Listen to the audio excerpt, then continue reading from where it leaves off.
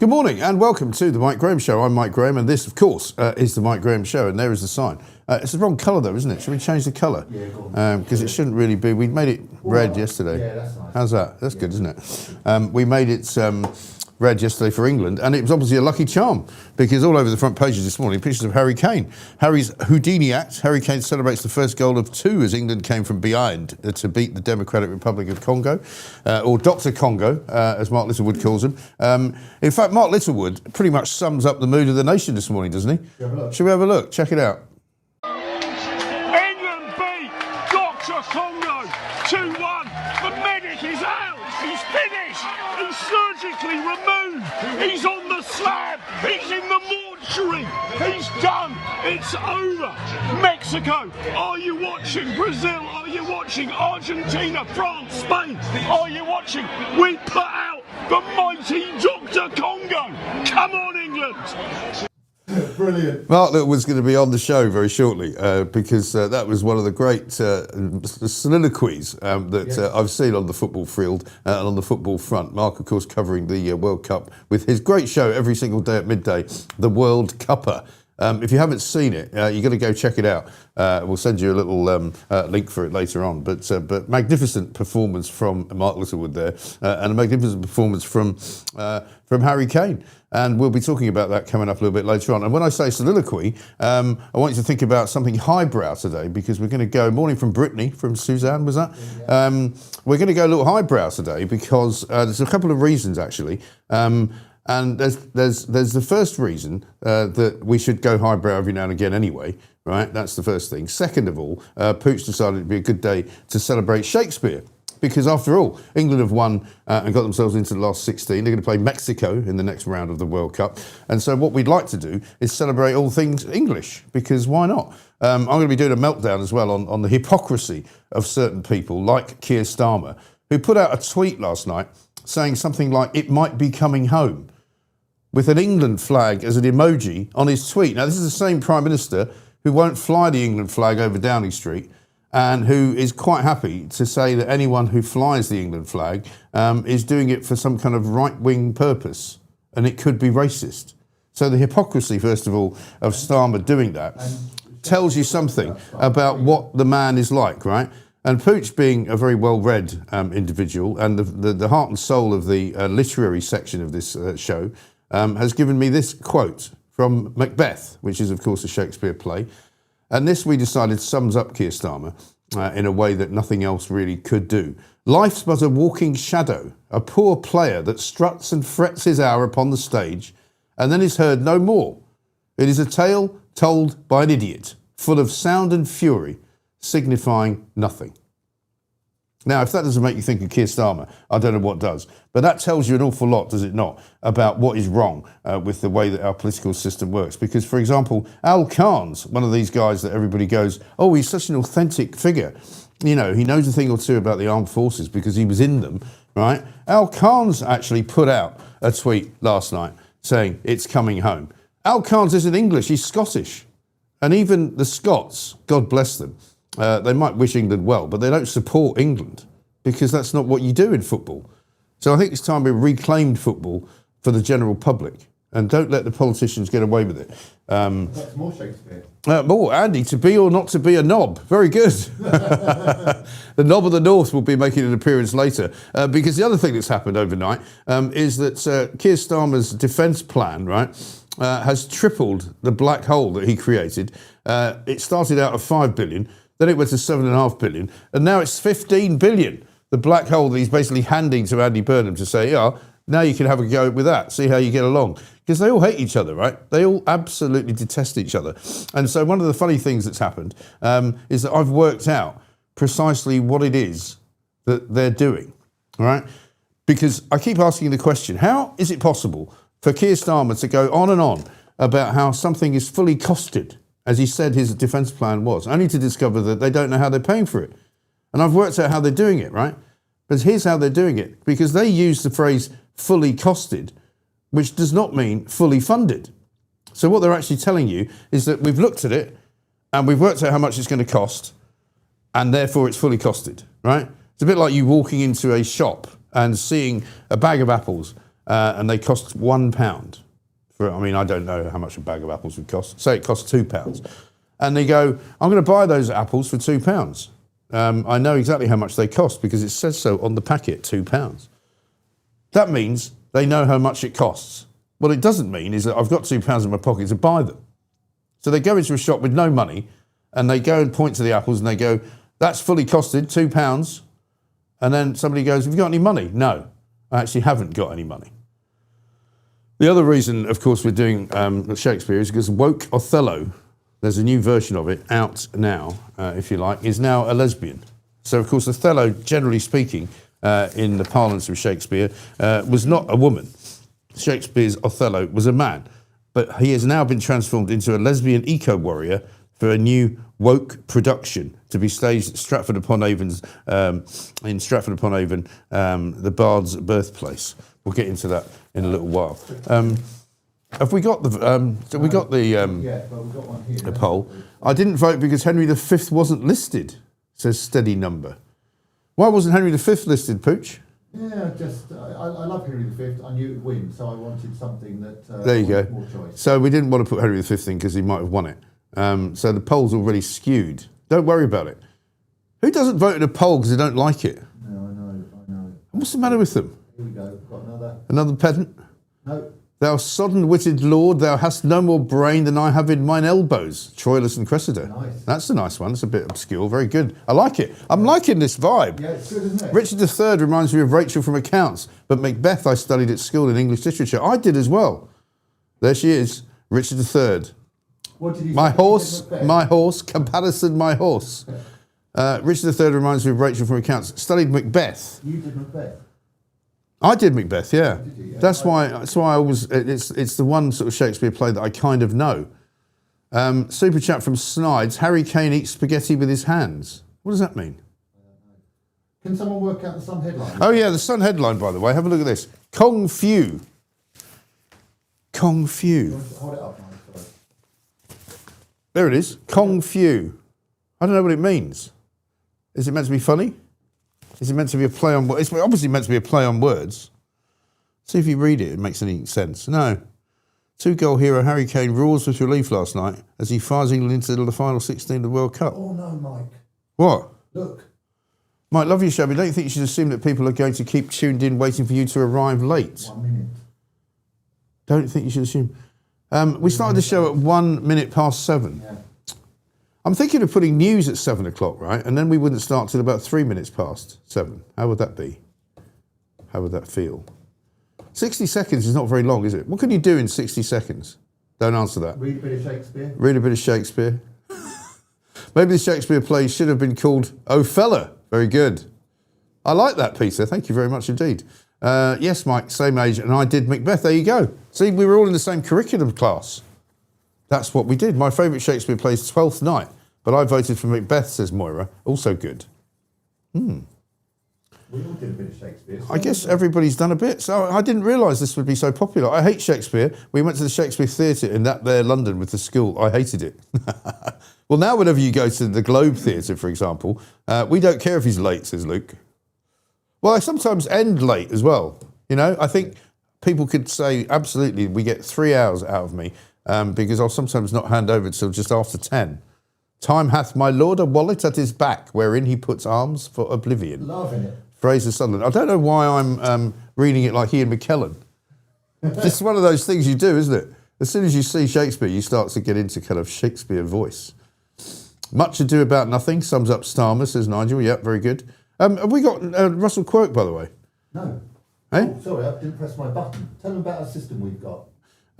So you've got, well, I would like to tell them about the system we've got, but I don't know what it is. No, the thing's in front of you. Oh yeah, no, I've got this screen here that says guest here, normally, but it didn't say that. So I suddenly thought we've got to 11 minutes past 7 and we haven't. Not here. No, he's not here. Yeah. He's probably run off because he probably thinks we've forgotten about him. Paul Thurston. Sorry about that. I did know Shakespeare as I got expelled from school at 15, says Paul. Well, I did Shakespeare, I think, from the first year in secondary school. So you must not have been paying attention. Whose is this knob I see before me? says, is that one? That's one of those names I can't pronounce, but it's like Kevin or something, isn't it? In Irish, is it? Is it Kevin? No, I don't think so. Who is this knob I see before me? Yeah. What bloody man is this? That was one of the Macbeth lines, wasn't it? Out damn knob. Yeah, we'll hear about Andy Burnham later. Andy Burnham's jumped on the old bandwagon of the rape gang. Asylum, not asylum seeker, the Pakistani, the guy who they want to kick out of the country. He's saying they should be kicking him out of the country. There's no more faith in thee than in a stewed prune, says Vic. That's from Henry IV, part 1. Wow, very good. I like that. My arse, my kingdom for my arse. You don't get that in the BBC, are You certainly don't. Very good. Well done. Should we look at the front pages? Should we have a look at the front pages? Yeah, why not? Where are we? I've got, thank heavens for King Harry in the mail. Hero Harry to the rescue for England. The Sun. I haven't actually said the Kong Few headline because that's kind of ridiculous. Burnham has to find £7 billion of cuts, according to the Times, right? So he's really being handed a hospital pass, isn't he, by Keir Starmer. Andy Burnham will be forced to find almost £7 billion of cuts to schools, hospitals, roads and energy projects to pay for increased defence spending in one of his first acts as Prime Minister. I love how they're just writing that he's going to be Prime Minister. I mean, I know that's probably what's going to happen, but should we not be trying to at least force him into some kind of contest or other? How about this? Defence black hole triples to 15 billion. It's the front page of the Telegraph. Burnham calls for rapists to be deported. That's also on the front of the Telegraph. Also, this is not on the front pages, but a story that we must cover, which is the Henry Novak police who were involved in arresting him and handcuffing him while he lay dying on the street are now going to be probed by a police investigation. Teachers are planning to go on strike over a pay deal, according to the Mail, page 4. And The Guardian goes with a story about the NHS. Apparently, the US trade deal is going to mean that the NHS is going to have to spend something like £45 billion extra on a load of medicine. But that's nothing to do with America. It has everything to do with the fact that the NHS is not very good at negotiating, right? That is the problem. You saw a police investigation, didn't you? Oh, I did, yeah, actually, yeah. I've got a picture here. This was yesterday afternoon in Marylebone, which is a part of London which is relatively well-to-do, round the back of Oxford Street. I'd been to the gym, I met a friend, I'd been to the dentist as well to get my teeth cleaned, anything of that. Yeah. And went to meet a friend of mine for a drink in a bar that we like, not far away from Wigmore Street, actually. And when I got there, there was a massive police presence. There was 2 police vans. There was one unmarked police car. It was an Audi, which had blue flashing lights. Then there was another police car behind the 2 police vans. And there was about a dozen police officers sort of standing around, walking around. And it turned out that there had been some robbery at a jewellery store. And according to the person I spoke to who saw what happened, some guy just turned up, walked in. There was no, obviously, I presume, no security on the door. Walked in, just started smashing the place up and stealing stuff, and then disappeared with it. So obviously the police were called, and the police were then involved in investigating. But what happened was that my friend, who had been sat there for a good 20 minutes before I got there, said they were there when he arrived, right? And we were there for a good couple of hours, and they were still there at the end of that period. And what struck me was the number of police officers who were just standing around. There was one particular police officer who had a laptop, who seemed to be writing things down. There was another police officer interviewing an elderly woman who must have presumably been a witness and who had seen what had happened. 2 detectives arrived at some point. One had a laptop, one didn't. And then they stayed for a bit. One of them went away, came back again. And after about an hour and a half of me being there, a forensic team arrived in a different van. And I just thought to myself, I don't know why there are so many cops here, you know, because obviously the event had happened, the person had disappeared. They were then doing the kind of forensic fingerprint testing or whatever it was. Glad to see the police doing that. But I don't know why there were so many of them having to do what it looked like 2 or 3 of them could be doing, because loads of them were just standing around on the pavement, apparently stopping people from going into the shop. And that was all, really. So I don't quite know. If you are a police officer and you're listening, you can perhaps tell me precisely why you need that many. Is there something that's in the police rule book that says you have to have a minimum number of police officers? Because most of them, as I say, were literally just talking to each other, standing around outside a van, which eventually drove off with a bunch of them in it. But they were there for a minimum 2 hours. And I just thought that seems ridiculously sort of overburdened with people. And when the forensic team turned up, there was 2 more people, and they went inside the shop and started taking pictures and presumably taking fingerprints and all the rest of it. So it's quite an eye-opener, actually. You don't see that very often. But it was a very odd thing. A couple of super chats. One from Mike. After Starmer put out the tweet, the comments he got were hilarious. Have a read. Actually, I should do that, shouldn't I? Well, this is a nice one.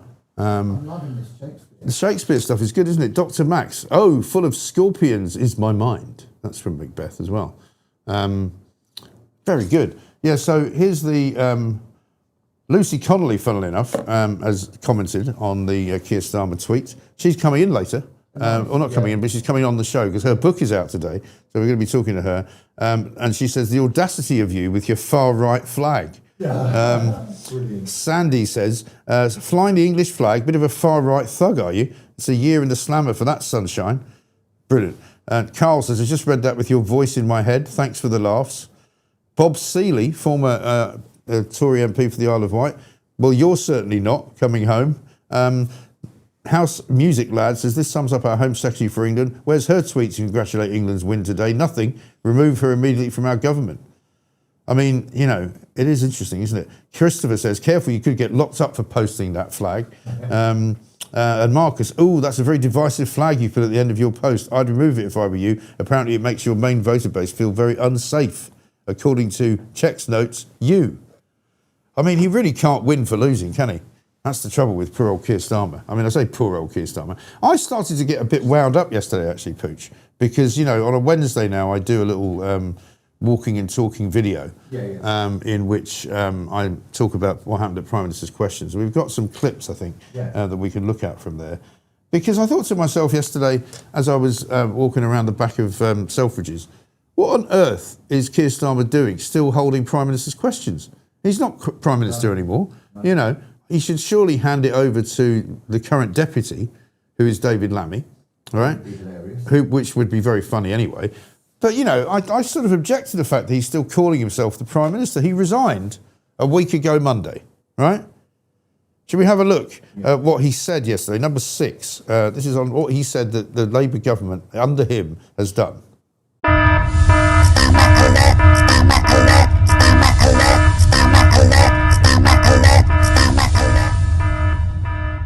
It's just all talk. What did they actually do? They cut defence 2.5% down to 2.3% in their 14 long years. And what did on welfare? They put the bill up by £88 billion.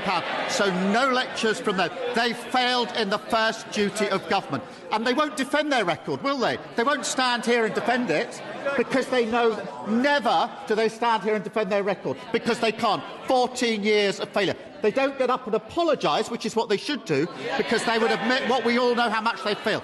So they just sit there pretending it didn't happen. Well, it did happen. You hollowed out the armed forces. We're correcting you. And I tell you what else, when we came into power, public services were on their knees. Today, we've seen the fastest fall in NHS waiting lists for 17 years. When I became Prime Minister, we inherited a broken economy. Today, we're outperforming the other G7 economies. When I became Prime Minister, our international alliances have been shredded. Now other countries are looking to us to lead on defence and security. Foundations of a stronger and fairer country. Britain in a better state than we found it. That's the difference a Labour government makes.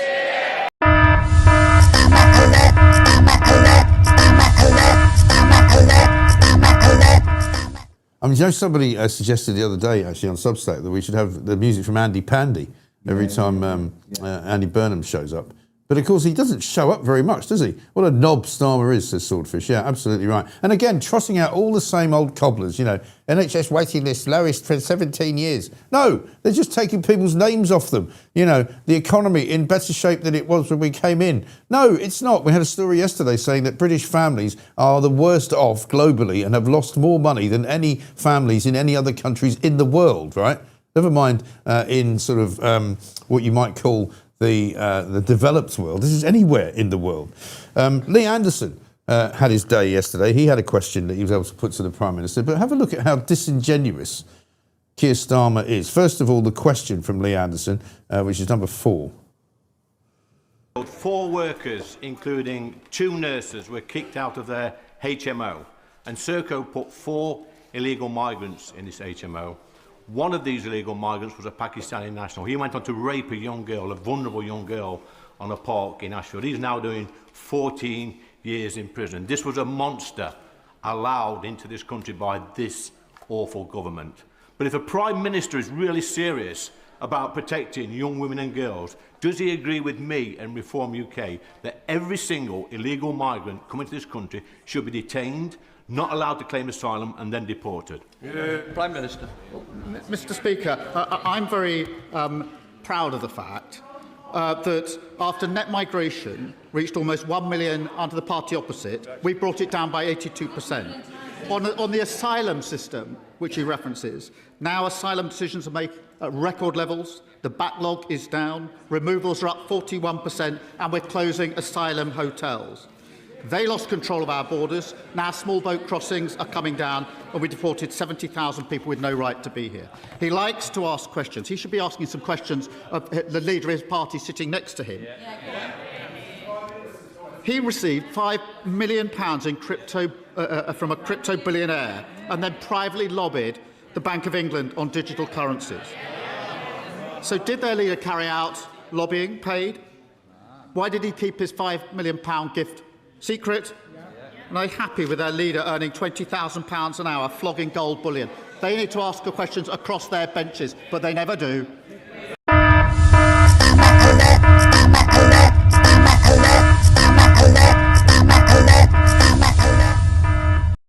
All right, let's see what the bullshitometer says. Wow, straight into the red. That's a lot of bullshit. Straight into the red indeed, because of course Starmer doesn't answer the question, does he? And if he wants to start asking how many houses people have got, you know, he could always mention one name, Emily Thornberry. She's got quite a few houses. There's all numbers of people, many people, who are very, very well off thanks to being MPs in Labour governments and thanks to being cabinet members of the Labour government. Maybe you can ask them a few questions as well. We shall see. But here's what Lee Anderson has to say afterwards, right? He talks after the Prime Minister's questions, which was, again, an absolute load of old cobblers. Have a look, number 3. So I've just come out of the madhouse, and to be honest, I'm even madder because I asked the Prime Minister a perfectly reasonable question about a young, vulnerable girl in Ashfield being raped by an illegal migrant who was living in an HMO provided for by the taxpayer in this country. And what did the Prime Minister say as part of his response? He said he was proud of his record. I'm glad this awful Prime Minister's going. It should have been sooner, but my message to Keir Starmer is just go, man. Go right now. Just go. I think that's a very, very good and well said message to Keir Starmer. Do you know what it is today, by the way? What? In addition to all of the other things that we've got going on. It's Death Day. Yeah, what's that? Well, Death Day, right? Apparently it's the day that deaths have topped births for the first time in 50 years. Oh, really? I know that's not a particularly cheery message, and I'm not suggesting for a minute that there's a reason for why this is happening. But according to analysts at the Centre for Social Justice, which is a think tank, they're calling it Death Day because the Office for National Statistics predicting 450,000 more deaths than births over the next decade. So apparently the shift stems primarily from a falling birth rate as couples reconsider plans to have children. Contributing factors include the high cost of housing and childcare and inflexible working conditions. Wow. Well, I'm not having any more children, that's for sure. I've got 4 already. We've got Will Geddes in the studio. Will Geddes is here. He's about to know a thing or two about death. How about death, where is thy sting? Yeah. Hey? We're doing the Shakespeare morning as well, by the way. Here we've got another So, one. the fool doth think he is wise, but the wise man knows himself to be a fool. As you like it. As you like it. I like that. I like that. As you like it. This is great. Now, we didn't know we'd get this. Should we have a look at the poll, by the way? Because... No, hasn't done it yet. What? I know. What do you mean? How has she not done it? Well, she'll be watching. Well, that's great that she's watching, but would you mind doing the poll? So maybe there's some time delay. Oh, there could be, yeah. Is she on the international clock? That could be what it is. There you go. Someone's quoted what you quoted at the beginning. Yeah, here we go. Timothy. Life is but a walking shadow, a poor player that struts and frets his hour upon the stage and then is heard no more. It is a tale told by an idiot, full of sound and fury, signifying nothing. Macbeth. There's Keir Starmer, and that's Keir Starmer, Macbeth. Oh, look, the poll suddenly appeared. Oh. Look at that. It's almost as if she was waiting for us to ask. This is good. What's your favourite Shakespeare play? I'll ask Will Geddes this later. Is it Hamlet? Is it Macbeth? Is it Richard III? Or is it Romeo and Juliet? Macbeth is winning at 31%. I wonder, if that is a demographic thing. Because I was telling you all that I studied Macbeth at school, and many people who are my age would have done the same. And so therefore they like Macbeth. I did Romeo and Juliet. Did you? What do you do, Will? But you're a bit young. You're a bit younger than me, Winnie the Pooh. Yeah, starring Jason Statham. So yeah, I don't know. Should we do a little bit of a meltdown? Yeah, I think it's time. Melt it down. Melt it down.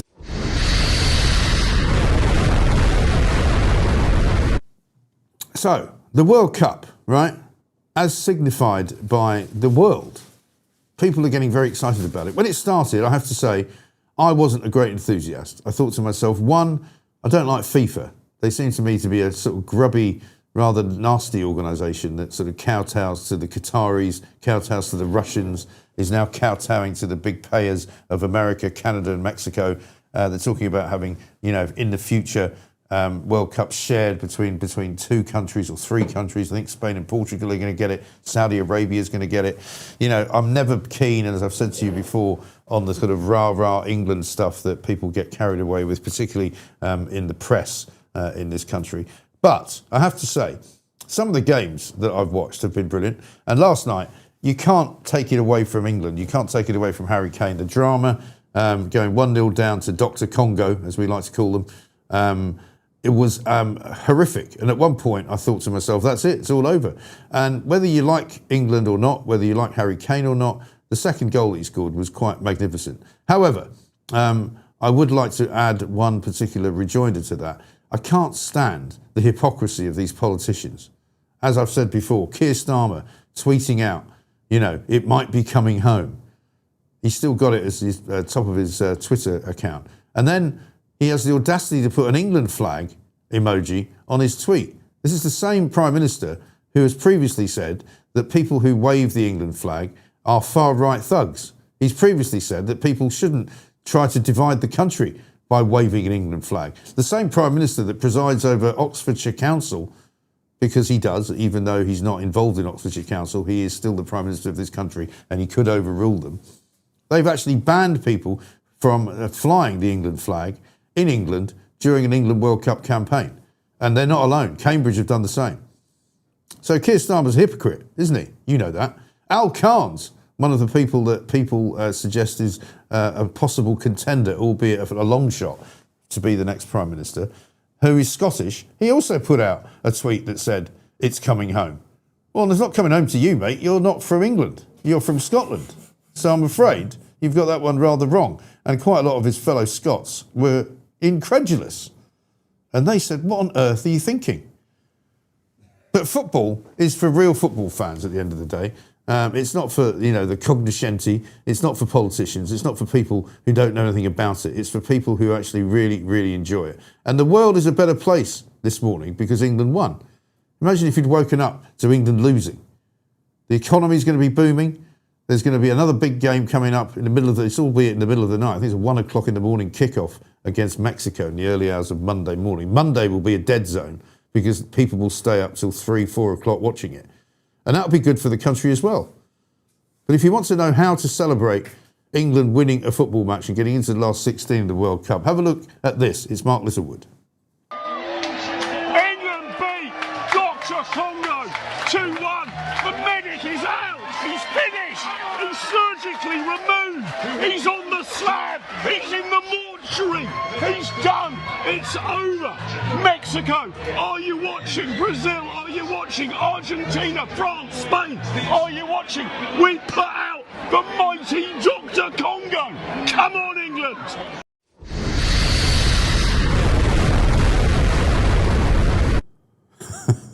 Brilliant. Mark Littlewood, of course, back every single weekday at midday with the World Cupper. Thou shouldst liketh and subscribeth, says Bright Spark. Thank you very much indeed. I guess that's the end of the meltdown, is it? I wasn't sure. Yeah, that's good. That's great. Is that a good place to end it? Mate, it's perfect. Okay. I'm your age, Mike. We did Romeo and Juliet, says Nefertari. Yeah, well, we didn't, I don't think. Although we might have done it as well. I just remember Macbeth. I think it was because I was a boy, a teenage boy, quite like the blood and the guts and the kind of the gore. Cowards die many times before their deaths. The valiant never taste of death but once. This is making me feel emotional and proud. Julius Caesar. Pooch has said actually to me today, isn't this great? Because this shows you what our audience is, right? We're very proud of our audience, by the way. So I'm going to give you a round of applause. Because not only are you very, very cultured, but you're well educated, you're brilliantly funny, you've got some fantastic anecdotes, you love what we do, we love what you do. I mean, I must admit, when we spoke this morning and said, should we do a poll on Shakespeare, we both kind of went, I don't know, what do you think? And it's been a great success because so many of you are so knowledgeable about Shakespeare, which I think has got to be perhaps the biggest surprise of all. Yeah, but not something the elites attribute to. The elites, no. If the BBC would assume, because you watch this show, that you don't know anything about culture, you don't know anything about, literature, you certainly don't know anything highbrow about the history of this country. And why would you? Because, you're probably just some right-winger who votes for right-wing parties, who doesn't really think about anything other than hate. Just hate. Hate. Well, no. Actually, it turns out we're rather jolly crowd of people. The Mike Graham Show fans and the Mike Graham Show audience is rather well educated and very, very sound culturally, I think you'll find. Thank you very much indeed. Shall we get some news with Edward Hughes? Yeah. Off you go. Good morning, I'm Edward Hughes. England advanced to the World Cup last 16 with a dramatic late Harry Kane winner against Dr. Congo, rescuing a patchy performance and setting up a clash with Mexico. Politically, tensions are high over defence spending plans. Incoming or acting PM, the knob of the North faces pressure to find billions in cuts. Other headlines. Teachers in England are set for a 3.5% pay rise. Those schools must cover part of it amid budget strains. Police made over 300 arrests in a crackdown on organised immigration crime, seizing more than £1 million in cash. Lloyds is scrapping the historic Halifax brand after 173 years. In shorter notes, concerns linger around public finances, property disclosures involving Nigel Farage, and routine incidents like a shooting in Birmingham. Overall, a mix of sporting relief, fiscal tightrope walking, and domestic enforcement. Laters, tigers. Edward Hughes there with the news. Thank you very much indeed. I'm really enjoying the show this morning.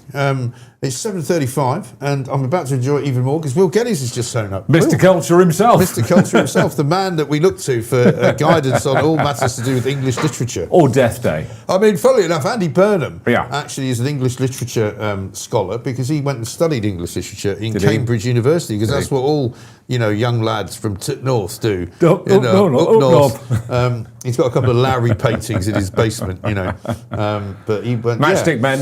Matchstick Men. So he studied English literature. So I'm surprised he hasn't actually gone out there on the stoop.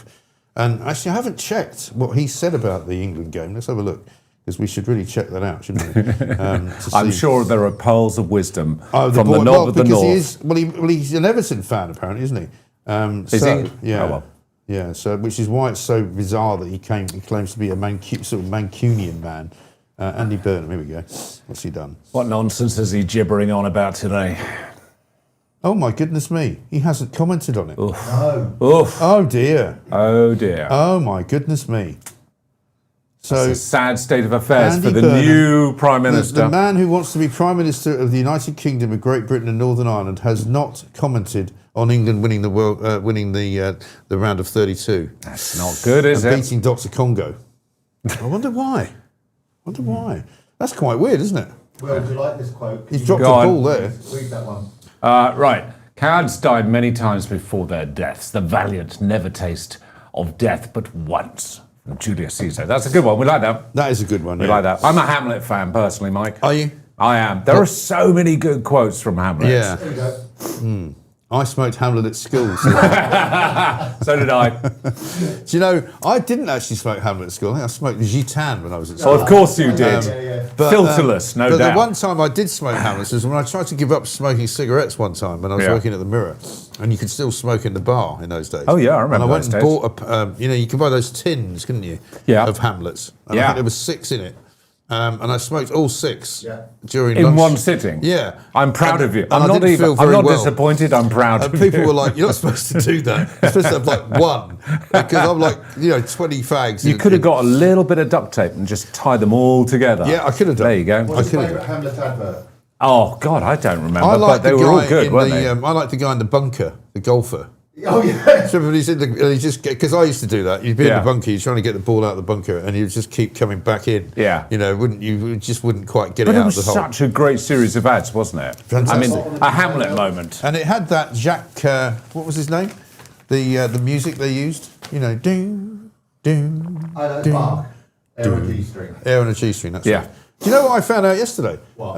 That yesterday was the anniversary of the biggest selling jazz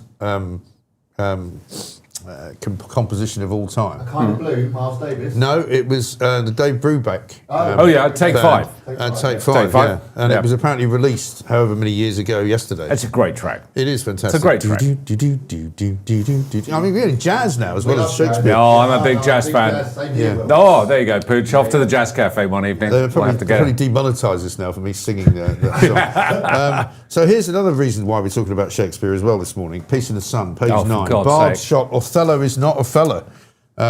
It's a woke revamp, I'm afraid to tell you, of Othello, right? Where Othello has become a lesbian eco-warrior. Happy Death Day. Yeah, exactly right.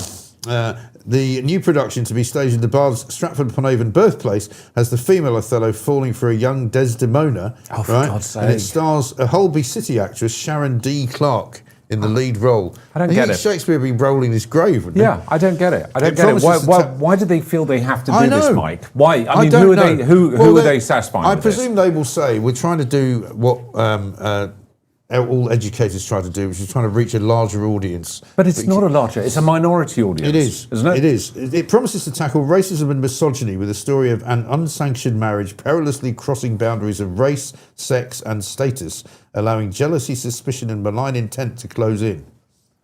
But that's kill me now. I'll tell you what because I mentioned Hamlet, it's one of my favourites, Mike.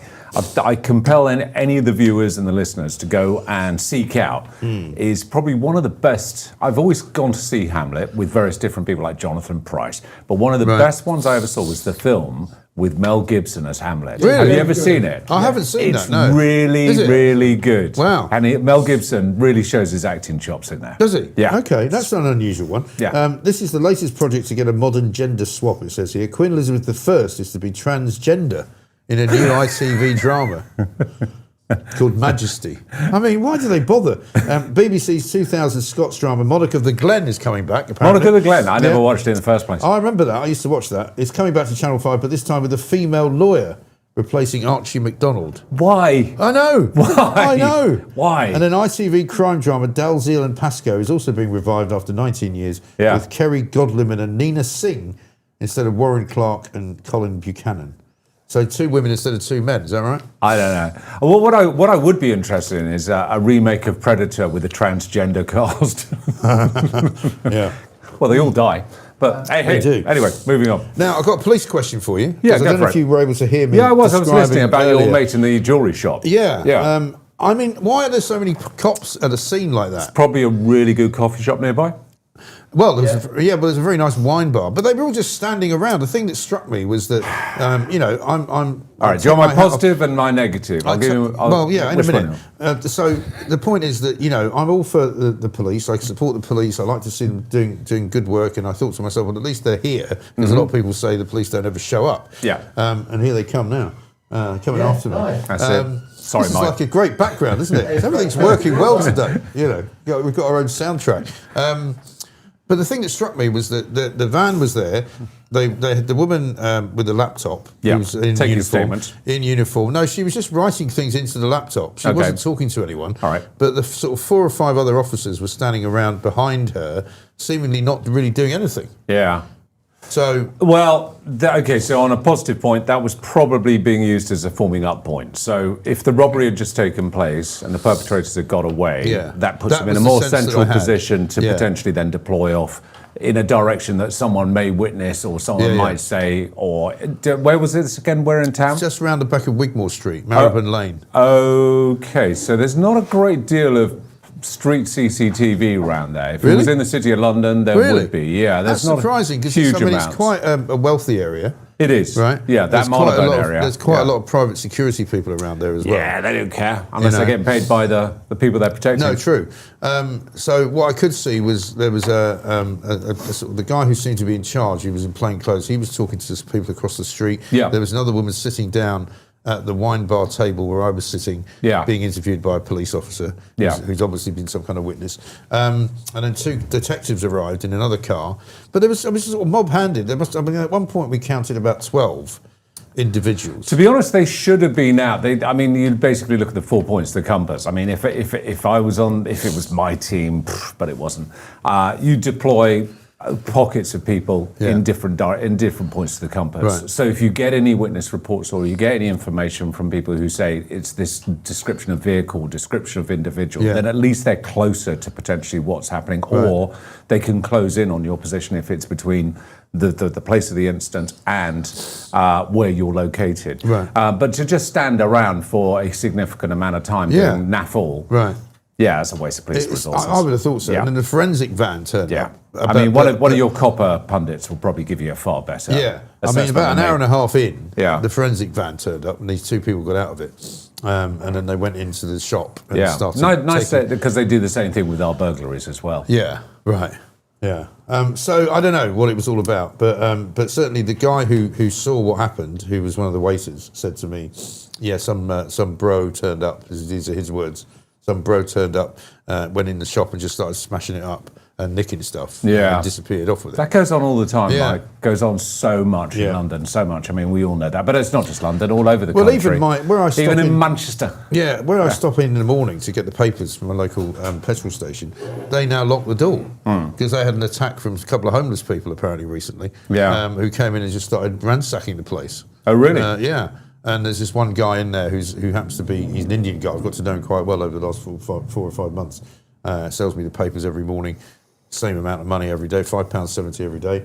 And he said, if I was back in my country, he said, I'd have broken their legs. He said, well, I won't do it here because I'll go to jail. Get prosecuted. Yeah.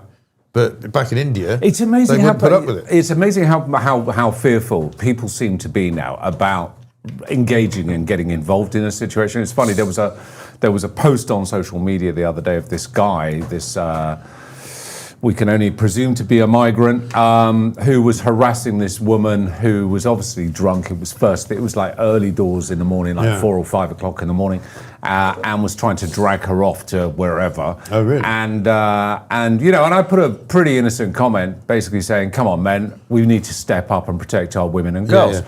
The number of guys who responded underneath that and said, well, I wouldn't because I'd get prosecuted if I did get involved.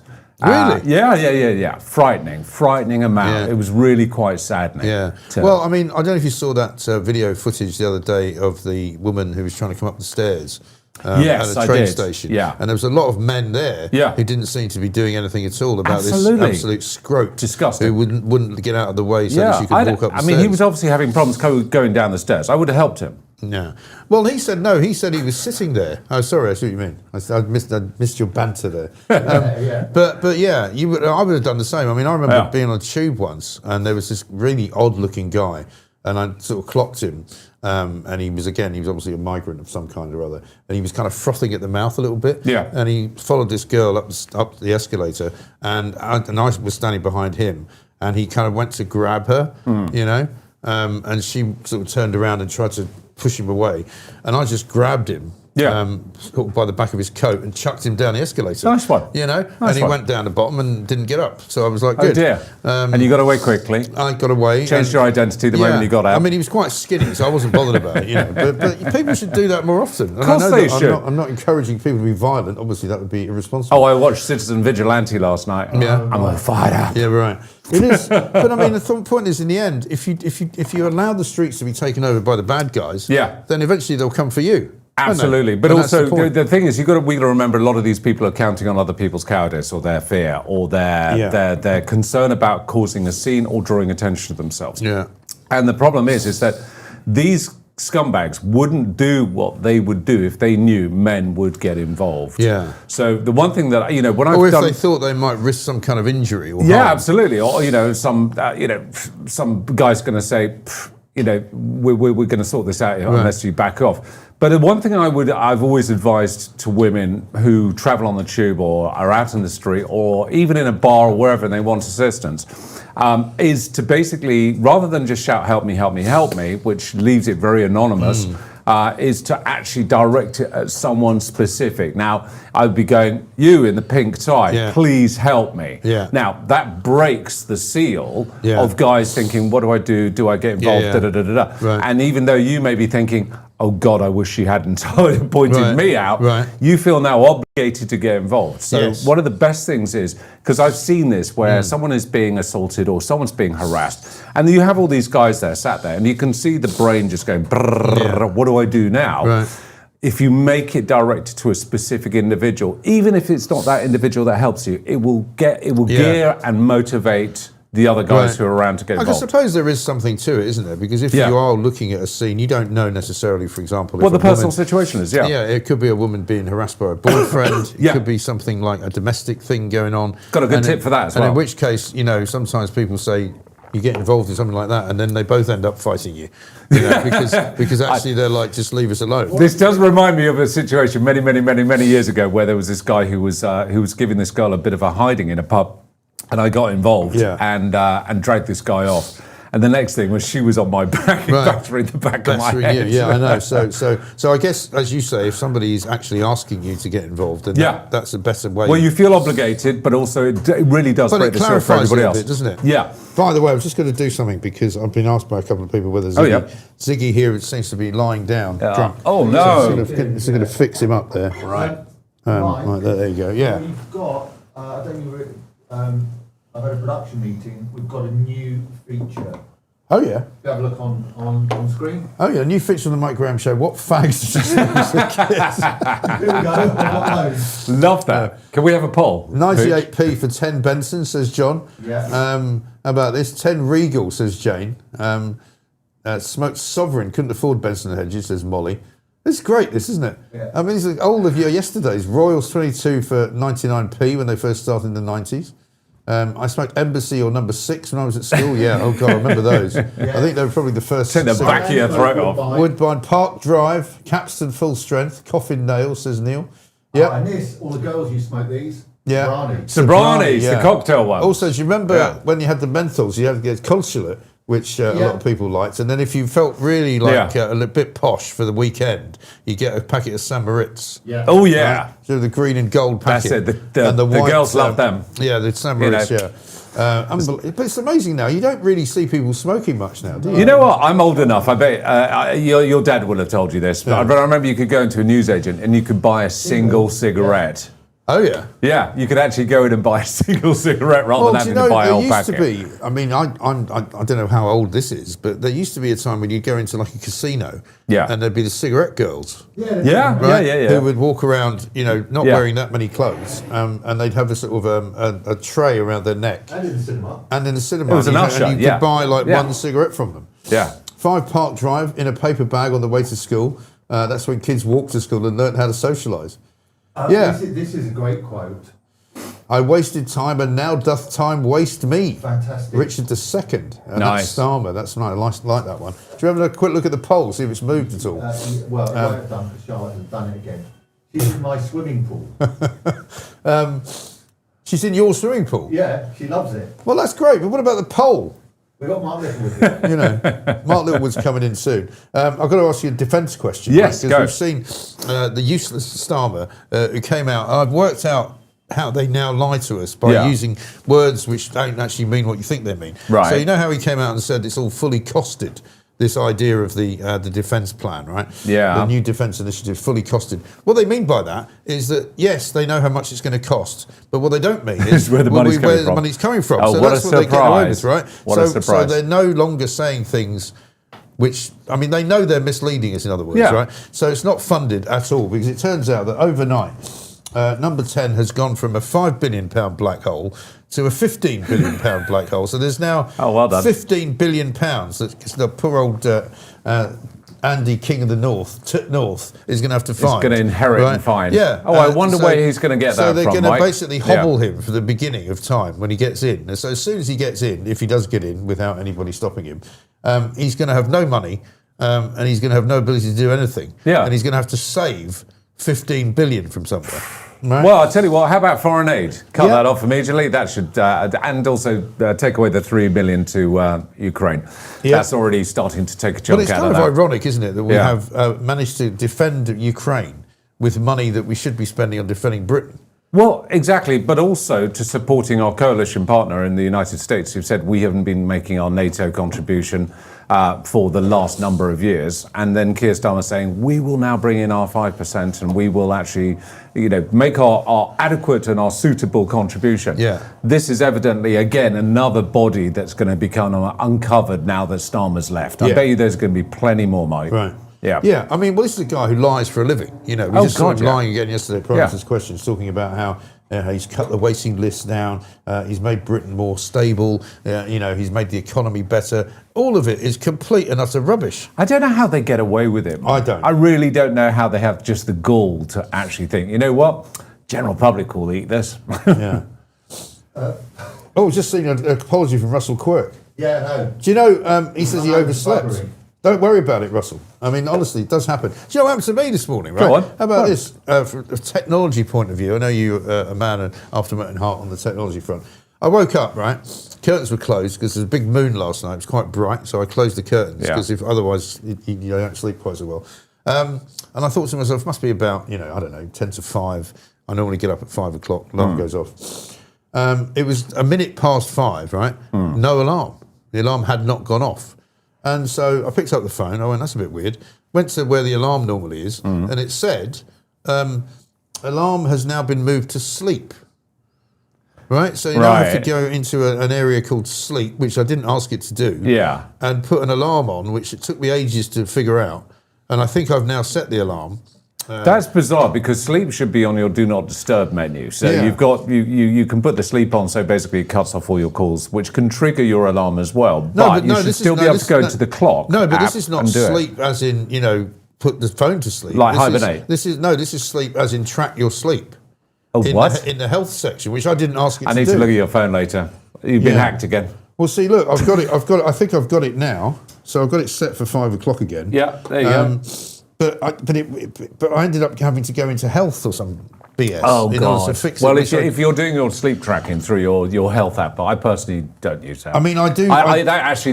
Those sleep trackers give me more anxiety than. I mean, I do. I don't actually help me. I don't particularly track my sleep, but it tracks my sleep. Oh, does it? Did you give it permission, Michael? Well, no, not really.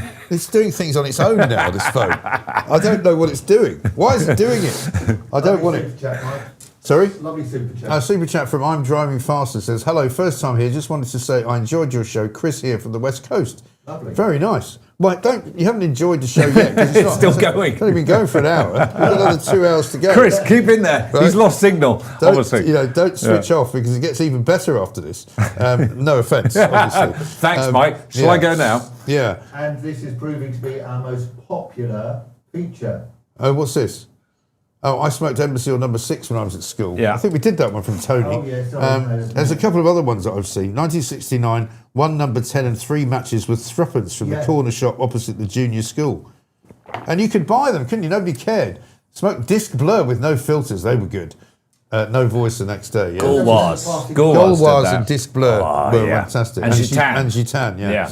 Remember Passing Clouds? No. No, I don't. I don't remember those. I don't remember that. No one's mentioned Senior Service. Or maybe I'm Senior really Service, I remember that. My dad used to smoke them. I'm trying to bloody stop smoking. This isn't helping. John. Well, I'll tell you what will help you. When you go and try and buy a packet for about 18 quid, I smoked Dunhills while sucking a Polo, much better than Menthols. My mother used to smoke Peter Stuyvesant. Oh, yeah, I did. My auntie smoked Peter Stuyvesant. And she caught me smoking one of her Peter Stuyvesants, me and my sister, when I was 11, right? In the kitchen, and you did one of those stupid things that you do when you're a kid. Yeah. Because she came in, and I just put it behind my back.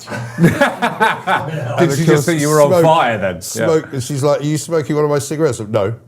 I think you are. Anyway, she brilliant. smoked until she died at the age of 99. Oh, you know what? My grandparents used to smoke, and they would just like Yeah. straight away. Peter Stuyvesant Red. If I was feeling particularly, because also you sort of have more flash cigarettes to impress the girls sometimes. Oh yeah, you know? yeah. And some I never liked Dunhill. I would go American, so I'd go like Pall Malls. Oh, I go Camel. Right. Yeah, Lucky Strike. Yeah, Camel were great. Love the Camel. Just amazing. Yeah. We had some amazing stuff going on. I'm going to this start morning. smoking again. There you go. I've missed out. Should we start smoking? I might start smoking again. But can we smoke? What would be the situation if I lit up a cigarette in here? Well, Mark Littlewood smokes on his show. Does he? Yeah. But he's got Good a man. vape though, I think, isn't he? Yeah, he was, I'll tell you what. Bring there in. now? We'll do a Yeah, he's cigar and cigarette hour. How about that? Yeah. Yeah. I mean, occasionally the viewers like that. There he is.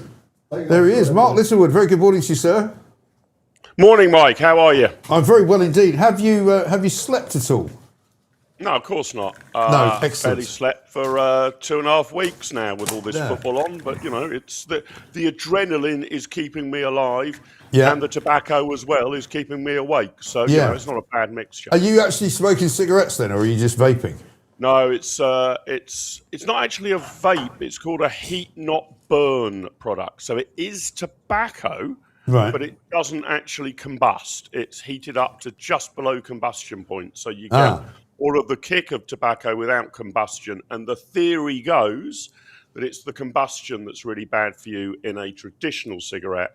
So tobacco, as long as it doesn't combust, much, much safer. At least that's what a lobbyist for big tobacco told me. And I'm sure they're telling me the complete truth. Absolutely right. 10 Benson Hedges, please, says Mike. Used to buy that with my 50p pocket money from my nan every Friday. Then S&O, pie and chips, still had change. What's S&O? Any ideas? I don't know.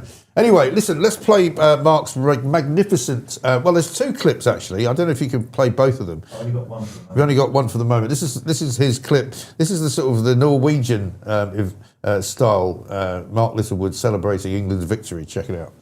England beat Dr. Congo 2-1. The medic is out. He's finished.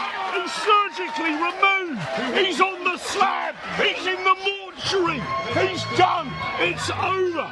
Mexico, are you watching? Brazil, are you watching? Argentina, France, Spain, are you watching? We put out the mighty Dr. Congo. Come on, England. Dr. Congo definitely has stuck. It's a brilliant invention of yours. So, but what a game, though. Yeah, it was a little more exciting than I was hoping for, Mike, to be honest. Yes. England made it pretty dicey. Great match. And as you can see, I was calm and measured in my full-time match report there. Well, that's why we want you to do the World Cupper, because that's what everybody else was doing. You know, they weren't doing that sort of chin-stroking Gary Neville, well, you know, they're really looking a bit dodgy at the back. They're all shouting and screaming, throwing a beer in the air. Yeah, exactly right. It was great watching it here in one of the sports bars in Calidore. Absolutely chock-a-block full of England fans, biting our nails for most of the match. But Harry Kane turns it around in the last 15 minutes. And, you know, it's do or die in this tournament. You know, you've got to say England don't look like one of the best teams so far. But because it's a knockout competition, you know, in 90 minutes, anything can happen. If you stay alive and you go through, you can always go again. I mean, the big issue I think England have got now is not so much the imagination and where are the goals going to come from. That is a problem. But actually the right side of our defence, that's now a huge problem. Jed Spence wasn't up to it. The goal that we let in after 6 or 7 minutes was an embarrassment. He just wasn't there, was he? No, he just wasn't there. He was completely out of position. Pickford was badly beaten at his near post. So I'm afraid the reason I'm a little bit worried is, look, if Dr. Congo, as I call them, can get through you with such ease, what's going to happen next when we face Mexico, who look pretty good in Mexico City? If we get through that one, we've probably got Brazil. If we get through that one, we've got Argentina. And if we get to the final, we've got France or Spain. The defence is going to have to improve markedly. Yeah. And there seems to be two schools of thoughts now about Declan Rice. So if you put Declan Rice back there, it might be a better position defensively, but then you lose out on not having him going forward, really. Yeah, that's right. I mean, there's no doubt about it. Declan Rice is one of our very best and a key player for us. But I've got to say, he looked absolutely knackered yesterday. He was rested in the last game against Panama. He had an incredibly long season for Arsenal. And I'm almost wondering whether you take the chance that you don't play him at all against Mexico City, in the hope that if we do get through, he's a bit fresher for the quarter final. That would be a risky strategy for sure, but he was definitely not at it yesterday. He's technically capable, but I don't know. I need to calculate how many games he's played in total this season, Mike. Right. But it would be way north of 60, and he would have been heavily involved in all of them. So, yeah, a slightly jaded England team who now leave the United States of America to go into Mexico to play Mexico in Mexico City. That's going to be one hell of a challenge. It's also in the middle of the night. It's a 1 a.m. kickoff on Sunday night, Monday morning. I don't really know what work's going to look like for most businesses come Monday, Mike. I would have thought most this is the problem. Hours off.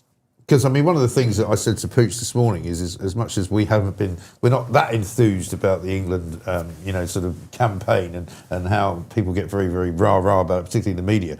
But, I mean, it's good for the economy. There's no doubt that an awful lot. And last night's game, because it was 5 o'clock in the UK, was actually attended probably more than any other game in terms of pubs, in terms of, people spending money. And I was listening to a landlord this morning saying the great thing about it was that when the game finished, it was still only 7 o'clock. So a lot of people stayed in the pub, drank more, spent more money, and therefore gave everything a bit of a boost. Yeah, I can well see that. Almost optimal time for the pub industry. A good number of people obviously needed to find an excuse to leave work just a little bit early in order to be in front of a TV set or down a pub or down a sports bar by 5 p.m. So, great help. And look, partly it's good for the economy, but partly it's just good for the soul, isn't it, Mike?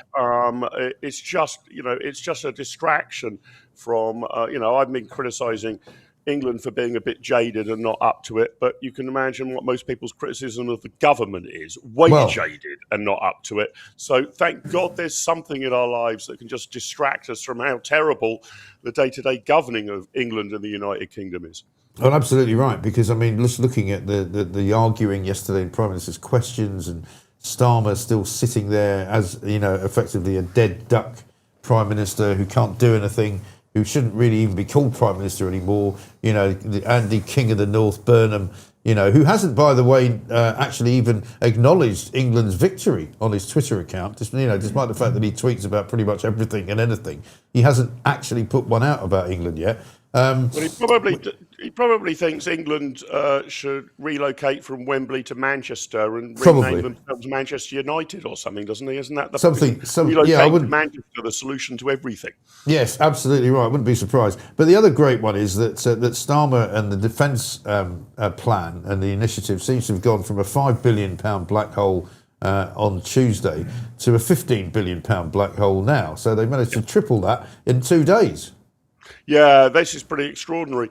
And that, I think, am I right, Mike, that they've said that they've found a way to pay for it? Well, that's a bit like finding a way to pay for something just by whacking more and more on your credit card, right? Yes. That is the technical way to pay for it, but you haven't actually financed it properly. No. And it's still nowhere close to what we're going to need to boost defence. So I'm afraid they're stuck in the same old problem that if they can't get welfare spending under control, and there's no sign that Andy Burnham will be any better at that than Keir Starmer, if you can't get that spending under control, everything else becomes so much more difficult. Their only way out of it, Mike, is if England go all the way in the tournament, they let everybody go down the pub and they collect an absolute fortune in beer duty. Right. Perhaps at that point, the Navy will be able to afford a boat or at least a canoe, or possibly just a paddle. But that might be the best way to boost our defence spending. Well, absolutely. I was saying to Will Geddes earlier that I've worked out exactly how they're doing this kind of sleight of hand with the costing and the funding.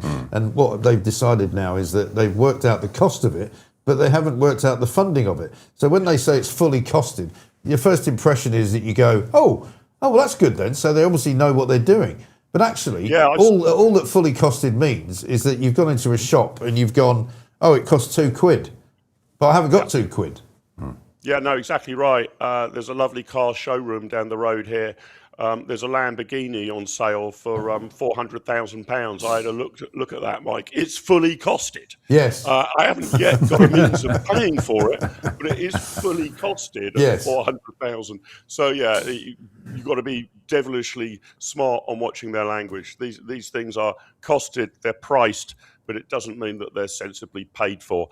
A real sleight of hand by our politicians. Absolutely. And as I say, even this amount, Mike, nowhere near enough to begin to turn around our defence. It's got to be prioritised a lot more than that, and not only fully costed, fully paid for by cutting expenditure in other departments. Right, exactly right. Now, we can't leave you without talking about the other game from last night, which was extraordinary, because I stayed up and actually watched that one as well. Yeah. Belgium against Senegal. Senegal were winning it 2-0, were they not? Until right near the end. Yeah, Senegal were 2-0 up with 4 minutes to go. If you put some money on Belgium to qualify then, well, good on you. And I wish I had, because my present betting record at this World Cup is absolutely bloody abysmal, and that could have turned it round. The Belgians then got 2 back, took it to extra time. And a lot of people are saying it's controversial, but in the very dying embers of extra time, I think there was a pretty clear penalty. Yuri Tielemans, who I think is one of the most underrated footballers in the world, converted it.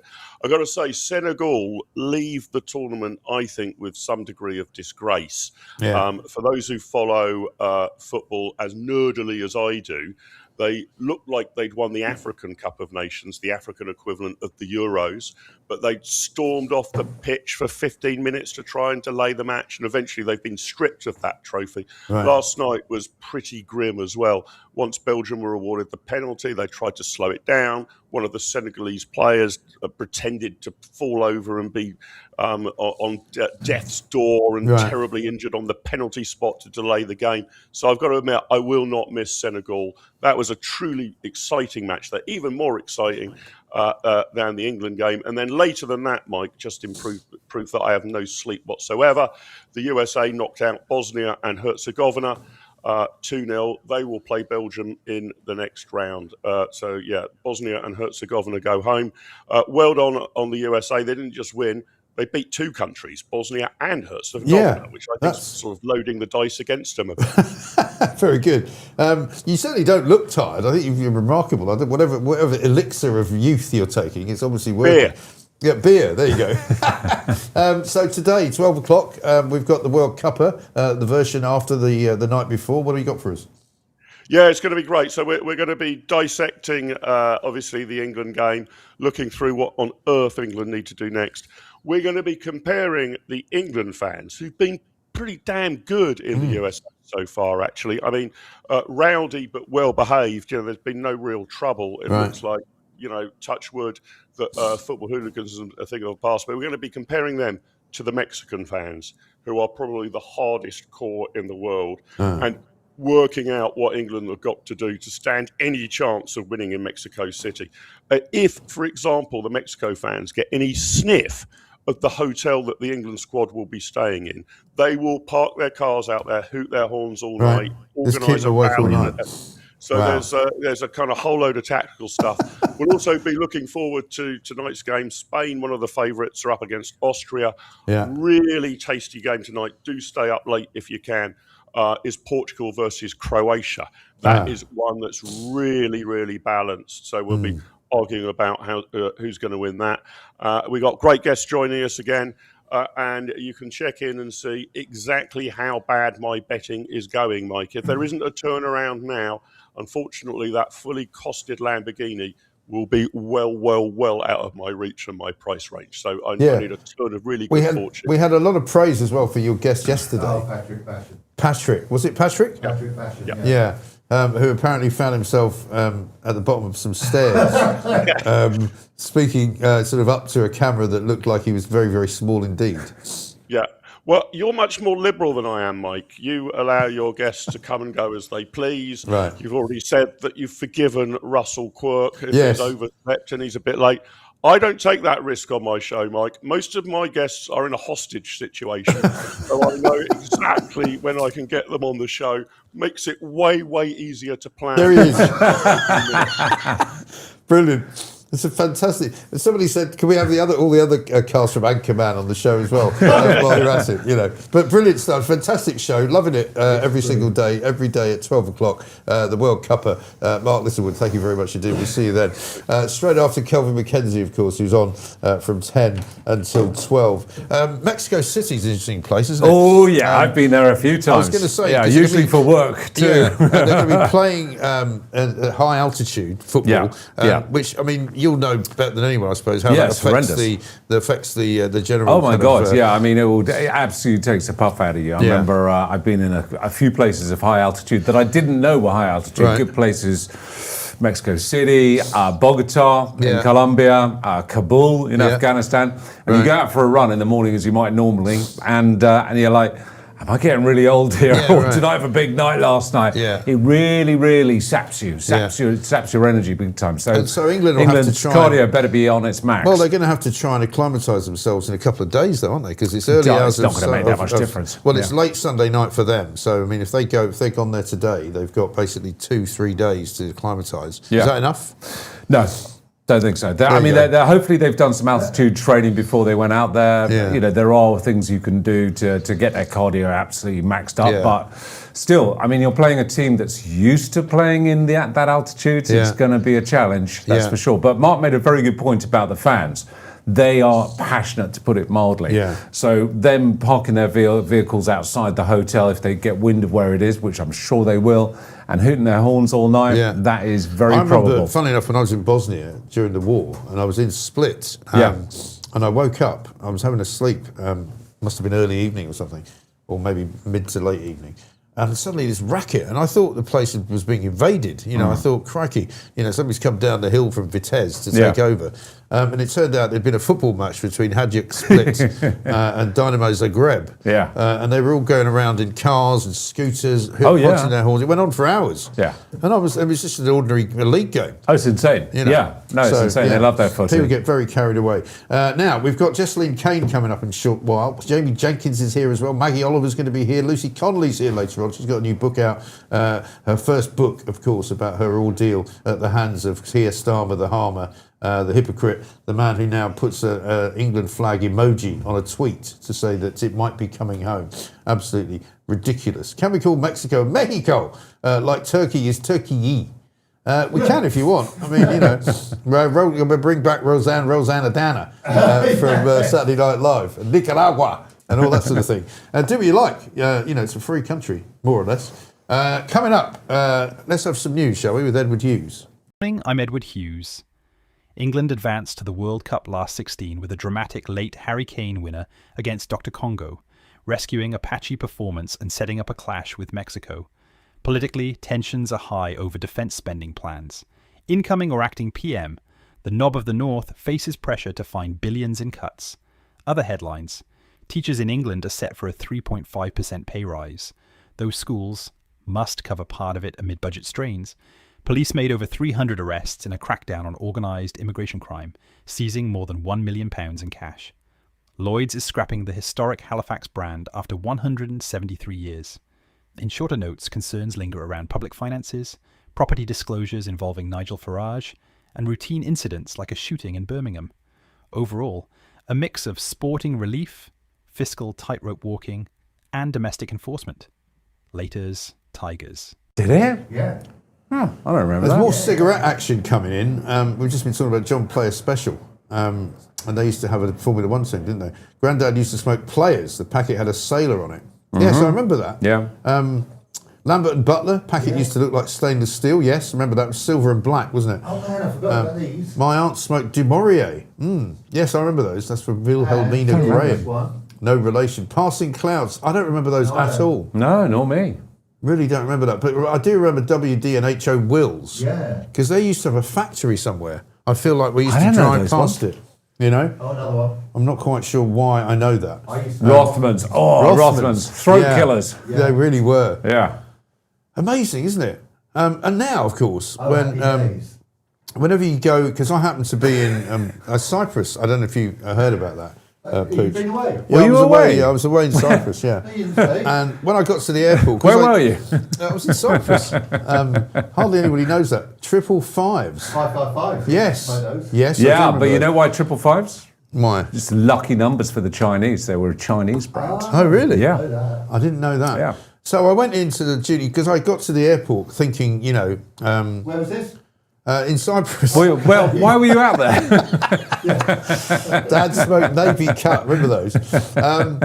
And of course, everyone goes, oh, you better get to the airport early because, the EU and all that, and it's terrible, it's a nightmare now. You're going to get there 3 hours before, and I'm not doing that. I got there like an hour and a half before, literally straight through. Yeah. No time at all. That's it. So I had a bit of time, and I went into the duty-free shop, and just out of interest to look at and see how much cigarettes cost now. I hate to think.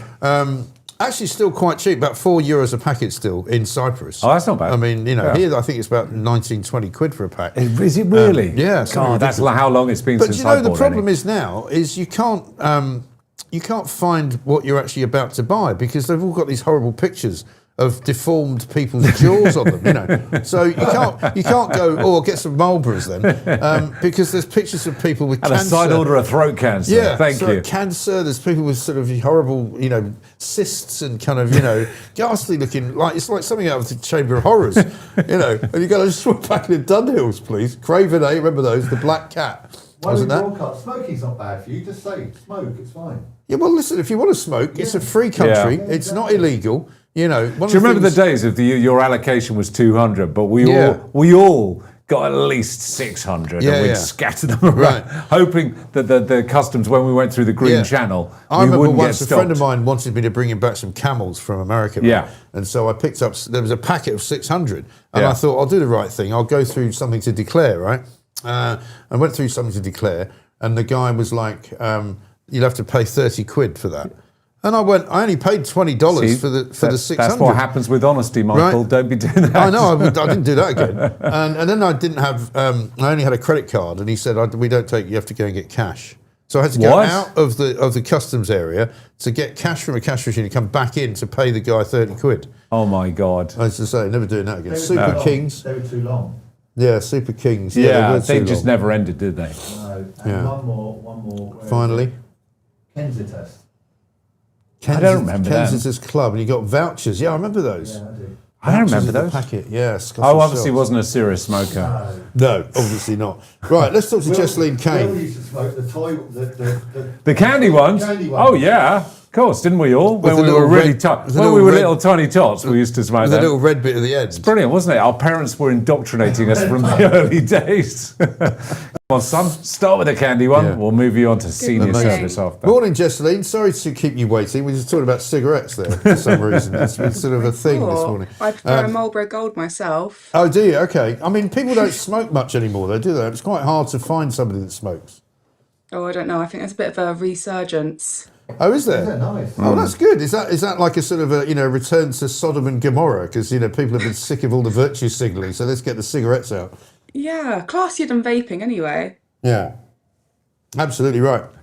Now, we got plenty to talk about this morning, including, of course, England and Keir Starmer suddenly rediscovering the England flag. He puts out a tweet last night in which he says it might be coming home with an emoji of an England flag, right? Which apparently he's in the past said is a far-right divisive symbol. Where's his sudden patriotism come from? I can't believe this. I know. Crazy, He's isn't it? outrageous. Yeah, No, absolutely. He's doing this because he's on his way out, definitely. Yeah. I find it quite annoying, actually, that he's still there. I mean, I was watching Prime Minister's Questions yesterday thinking he shouldn't be doing Prime Minister's Questions because he's not really the Prime Minister anymore. Well, yeah, exactly. And he couldn't even be bothered to answer Lee Anderson's question in Parliament with a straight answer yesterday. Yeah. He just started going on about Nigel Farage instead of actually giving a straight answer, which is just outrageous. And you've also got Andy Burnham on Twitter already tweeting like he is the Prime Minister. So that doesn't help. If he's tweeting like he's already the Prime Minister, he should get on that stage and start answering these questions. This is just a facade, basically. It really is, because the stories that are really... I mean, I don't think people are worried that much about whether Nigel Farage has got one house or three houses or five houses or he's People making a don't load of care, I money don't think. on the side. I mean, they'd rather know what's going on in their local street And I know you expressed an interest in that story that the Sun had the other day about migrants being moved into these places in Shropshire, because this morning there's a call to Home Secretary Starmer moved forced to announce no further new homes will be used for migrant housing. But local Tory MP Mark Pritchard told the Sun there needs to be a national public health statement on the Stoke Heath new build houses, saying that they shouldn't be used any longer to house asylum seekers. That they should give the Migrant Street back to the locals. I completely agree. These houses were built for local people. They weren't built with the intention of housing undocumented migrants. They weren't built with, these are lovely homes. Why are we allowing illegal immigrants to be housed in them in a community that normal tax-paying people are living in? Why are they getting this luxury treatment? Is absolutely unacceptable. It is. The government has worked out now that these hotels that they were using before are politically toxic because people can see them. But these homes, people can see them as well. This is the most stupid idea that they ever had, because these migrants are still visible. People, they don't want to be living in the same community as them because there's been so many incidents where people have been assaulted, where people have felt unsafe. No one wants to be housed near them. No, exactly. And in fact, there's an interview with a family that lives there, an immigrant family from Pakistan, who say they hate it because they were living in Stockport and the guy was working as an Uber driver, and now they've moved there. They're in the middle of nowhere and they can't actually get any work. And so we're having to fund the people that live there, not only giving them a free house, but giving everything free. Everything on the taxpayer's expense, right, Mike? It's an absolute disgrace, and what I find really awful are these ex-military sites.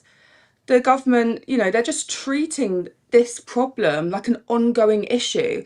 These ex-military sites in Bicester and I can't remember the other one from the top of my head, but the government have said that it's going to be something like 10 years. They're expecting these sites to be open. They're not treating it like a problem that can be dispersed soon. This is a long-term situation going on. 10 years is a long time. Labour is still running an accommodation policy when we need a government who will run a removals policy. Yeah, exactly. And we've got the other problem where there's some local councils where people, particularly if they're run by the Lib Dems, we had a clip yesterday from West Berkshire, I think it was, where this woman's like showing us around. She's a councillor, Lib Dem councillor, showing us around this beautiful flat going, isn't it lovely? It's got beautiful views. It's got lovely lots of light coming in, really nice, bathroom, lovely kitchen with all that. But you're only going to be getting one of these places if you're either from Afghanistan or from Ukraine.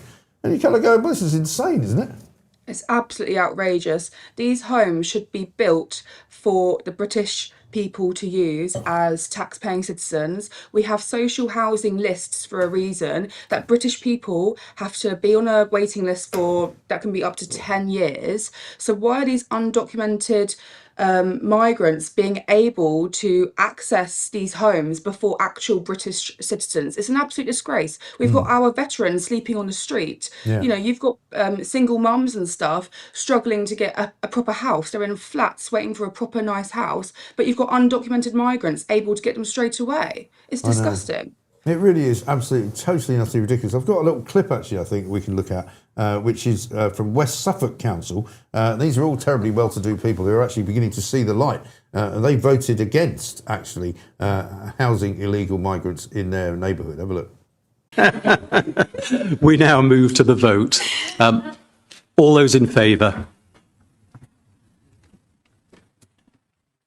Any against? Any against? Any against? Put your hands down. Yes, all those. Any against? I don't see any hands. And any abstentions? Unanimous, Chair. No. Thank you. It's unanimous. Thank you. I now close business. Thank you very much. I don't know what he's laughing at, that guy. But that was them voting basically to have no migrants moving into that RAF base, right? So at least something is changing, maybe. Very well done. That needs to be done up and down this country. I have had enough of migrants being able to move in to our communities, our villages, our spaces, undocumented, at the taxpayer's expense, living in these fancy homes, living in lovely hotels, getting a free phone, getting free bills, getting pocket money. We're sick of it. We've had enough. We want them to be detained and deported immediately. We've had enough of this. You know, that is the first bit of common sense in a local government I've seen in a long time, Mike. I know. It's amazing, isn't it? It takes something like I don't know whether it's because of the amount of crime that's been going on in some of these areas and the amount of demonstrations that have been going on. But finally, maybe somebody is actually seeing the light. Great to see you. Thanks very much indeed. That's Jesseline Kane there talking to us on the migrant housing front. I mean, it is ludicrous, isn't it? It is ludicrous, Mike. I mean, I've said for ages that I would suggest that well, firstly, all the housing should go to the people that actually merit it. And I think in terms of the illegal immigrants or the migrants or the asylum seekers, for that matter, they all get stuck on converted container ships, of which there are many. They're held there for processing. They either, if they have legitimate applications, can obviously come into this country as any legitimate migrant is entitled to, and we would welcome if they want to come and integrate and contribute to our economy.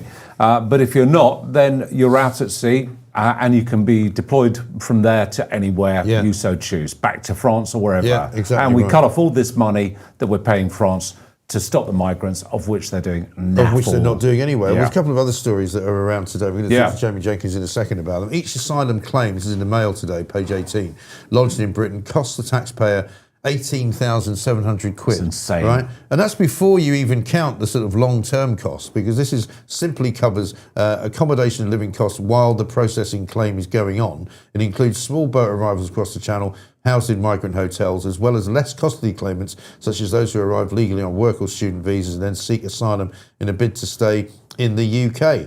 But it basically means that the 95 or the 93,500 asylum claims lodged in the year to March will cost the taxpayer £1.7 billion. It's insane. You look at that figure, that 18,700. Yeah. That's about, if I'm not incorrect, and I'm sure someone will pick me up if I am, is about the equivalent of what an annual salary is for a junior nurse. Yeah. Absolutely. It's insane, isn't it? Crazy. Yeah. Also, Bicester has come up a couple of times on the chat, the YouTube chat that we're looking at today, because the next military base there could provide single accommodation for 1,250 single adult male asylum seekers, despite concerns from local villages. And they're talking about having this MOD Bicester camp used for the minimum of 10 years. Yeah, but the gates aren't even closed. No. So the biggest problem that people have in Bicester, and understandably why they're going to object to it, is that these individuals can use that as their hub of operations from where they're running their Deliveroos or whatever else it might be in their criminality, and they're literally coming in, and Bicester's a lovely place, you know, and it won't be, unfortunately, if a whole bunch of illegals start moving in there. It really won't. It would be an absolute disaster. But let's talk to Jamie Jenkins. Just a quick introduction. 2 more quotes. There we go. Oh, a couple more quotes. Is this still on the... this is more Shakespeare, right? Yeah. All's well that ends well. Act 3, Scene 6. This is very specific. From Ash, a most notable coward, an infinite and endless liar, an hourly promise breaker, the owner of no one good quality. Well, that's another one. That's Keir Starmer, isn't it? It is. Well, they all are. That could be on his epitaph, couldn't it? This is a good one from Hamlet. You might know this one from Mary. Thou wretched, rash, intruding fool, farewell. Yeah. Be gone. Brilliant. I just added that bit at the end there, by the way. Can we have a look at the poll? Is there any chance? Is Hamlet getting up there? I don't really mind if it hasn't changed. What's your favourite Shakespearean play? 13% for Hamlet. Macbeth at 31%, winning. Richard III and Romeo and Juliet both on 28%. So Macbeth still very much still the leader. The leader. So I'm happy about that. That's very good. Jamie Jenkins is here. Is it a tragedy, Jamie, as we say in the land of literary? Well, Mike, I tell you what, I'd like to know all this talk about smoking. I'd like to know what Keir Starmer smokes, Mike, because he's obviously deluded. He must be smoking some wacky tobacco every single morning. I think he's smoking crystal meth at this point, because he might as well be. Yesterday, he came out with all this guff still about, we've brought waiting lists down, we've steadied the economy, we've made the country safer, we've made it more respected on the international. I mean, all of it is complete and utter nonsense, isn't it? Oh, well, I'll give him some credit, Mike. He has got these hotel numbers down. So you were just talking with me about the hotels and the accommodation and stuff. So he has got the hotel numbers down. I was looking at I published on my Substack the other day, I think, got the numbers here. So the number of asylum seekers in hotels is down 8,676 now since the election. But, and we've touched on this, they've literally just, it's like a sleight of hand. You can get a magician. Yeah, Paul Daniels, God rest his soul. If you got him on the show, Mike, you could probably do it himself. Literally, it's just a sleight of hand. You're just moving them from one set of numbers. And the reason they're doing that is because obviously the media kept saying, oh, it's ridiculous the amount we're spending on bloody hotels. So we've seen about nearly 7,000 increase in people being dispersed into accommodation. And that story that's kicked off, isn't it, this week? Those 83 going into these new builds in Shropshire. But obviously, you kind of know where they are. But the big thing for me, and you're spot on the show this morning, is that you disperse these people into communities. And Starmer saying he's making communities safer. It's absolute nonsense. It's tosh. Well, I mean, the family that were interviewed, who are living in this place, a guy called Mohammed Nadeem from Pakistan. He moved to the street with his wife and 4 children 2 weeks ago. Not only do they get the free house, but they've also got something like 300 quid being handed to them in cash every single week. So not only are we paying to house them, we're also paying for everything else that they do. Yeah, and Mike, we get hundreds of thousands of people that go back and forth every year to Pakistan. So what is he doing in this country, claiming asylum, having a home? You've got young people who can't afford it. Pakistan, tell me what is going on in Pakistan that means that he needs to come over here with a family. If he's got his young family, he can't be gay, I suppose. I don't know what's going on. No. Apparently, well, in the interview that he gave to the Daily Mail, he talked about how they had to leave Pakistan because the family was being blackmailed, and it was dangerous for them to stay where they were. And I'm like, well, that's all very well, but what's it got to do with us? Sorry.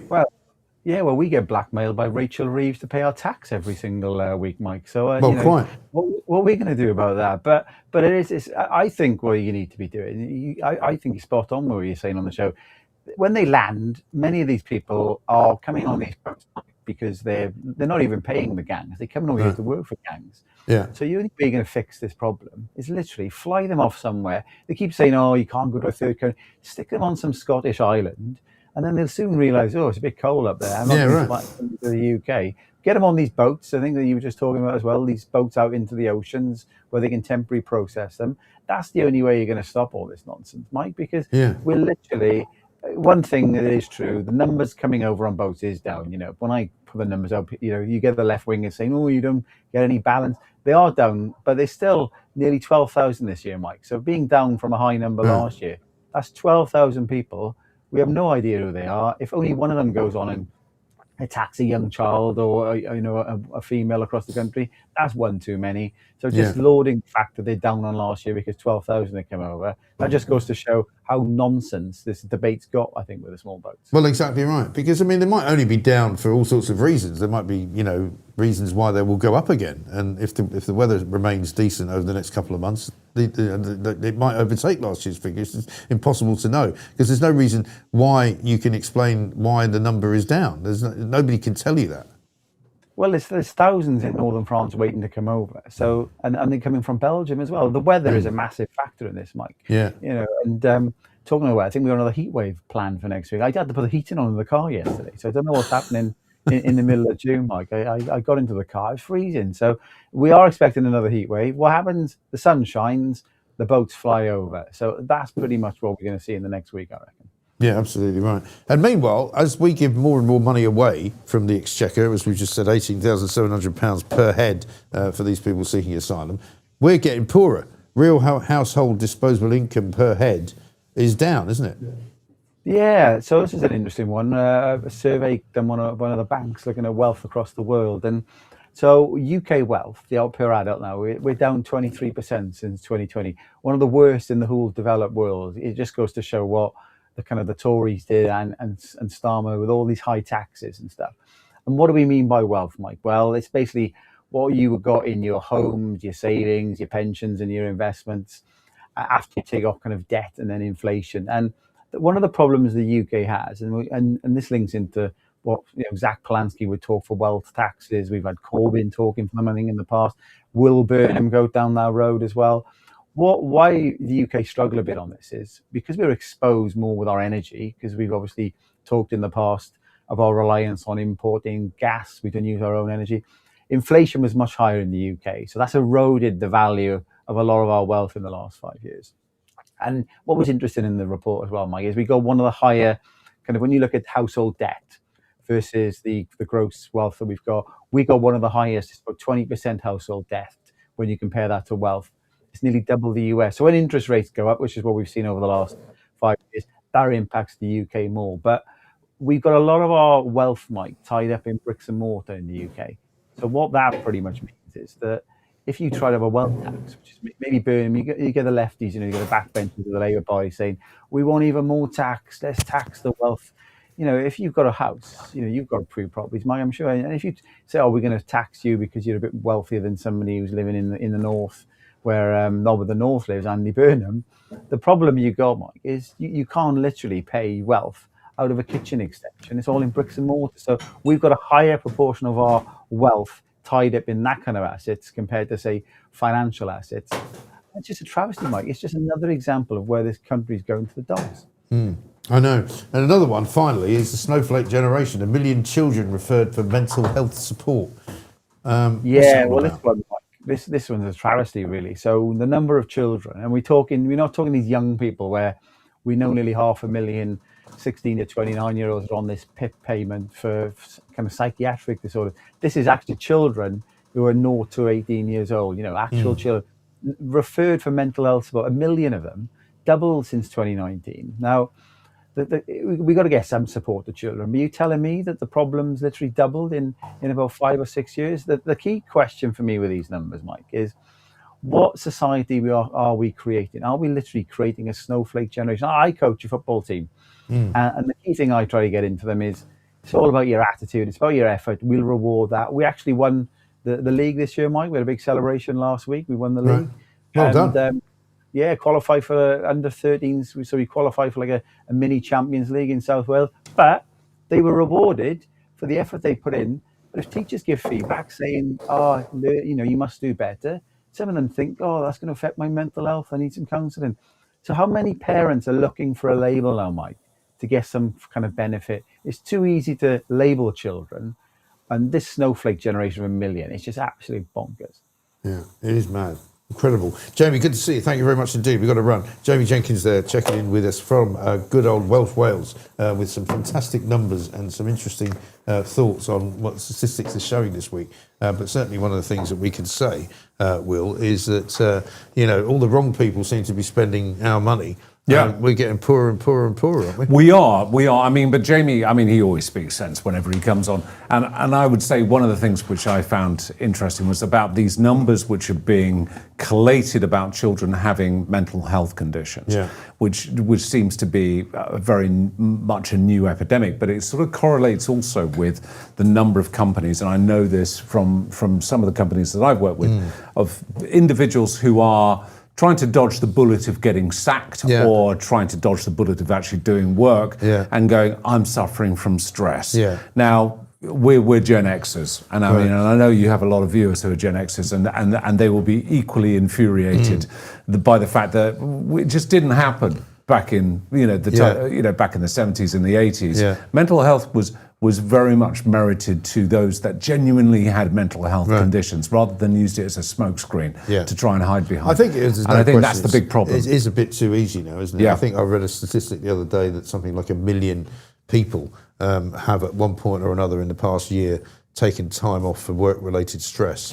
And you just think that's quite a big number. And, yes, of course, we live in a time when people should have their, welfare recognised. Of course, yeah. They shouldn't Yeah. be, flogged to death and made to feel like going to work is a punishment. Yeah. However, there's a sort of balance, I think, to be Well, found. I think, isn't there? I think it's about measuring it out and saying, okay, we all have a bad day. We can all have a rotten time at work. We can Yeah. go through these periods, but that's what makes us resilient. And I think that's the fundamental problem that we're going to have in this next generation, these Yeah. Gen A's or whatever they're Right. called now. Not even the Gen Z's, but the ones beyond those. Well, all you've got to do is look at the civil service and the number of people who work in the civil service who don't come into work Yeah. more than maybe 1 day a week or maybe 2 days a week. I mean, even Andy Burnham is talking about working 1 day from Manchester, which effectively means he's going to work from home. Yeah. I know they're talking about setting up this number 10 of the North, but we're going to talk now to Maggie Oliver to get her view. I know she's not massively keen on Mr. Andy Burnham from Tip North. I mean, she's a proper But we Northerner. love Maggie. Maggie, who doesn't go on about it all the time. Maggie, very good morning to you. Good morning, Mike. How are you? I'm very well indeed. Very good to see you. I mean, what do you make of this? I mean, you're a proper Mancunian, if I may say so. Andy Burnham's from Merseyside, as far as I know. He's this idea that he sort of represents Manchesterism, and every time he opens his mouth, he's uttering something the Smiths would have written or Oasis have written, and you just go, I can't call him a parody Northerner. What did you ask me? What do I think? Well, I mean, what do you think of him sort of trying to adopt himself as the man who speaks for Manchesterism?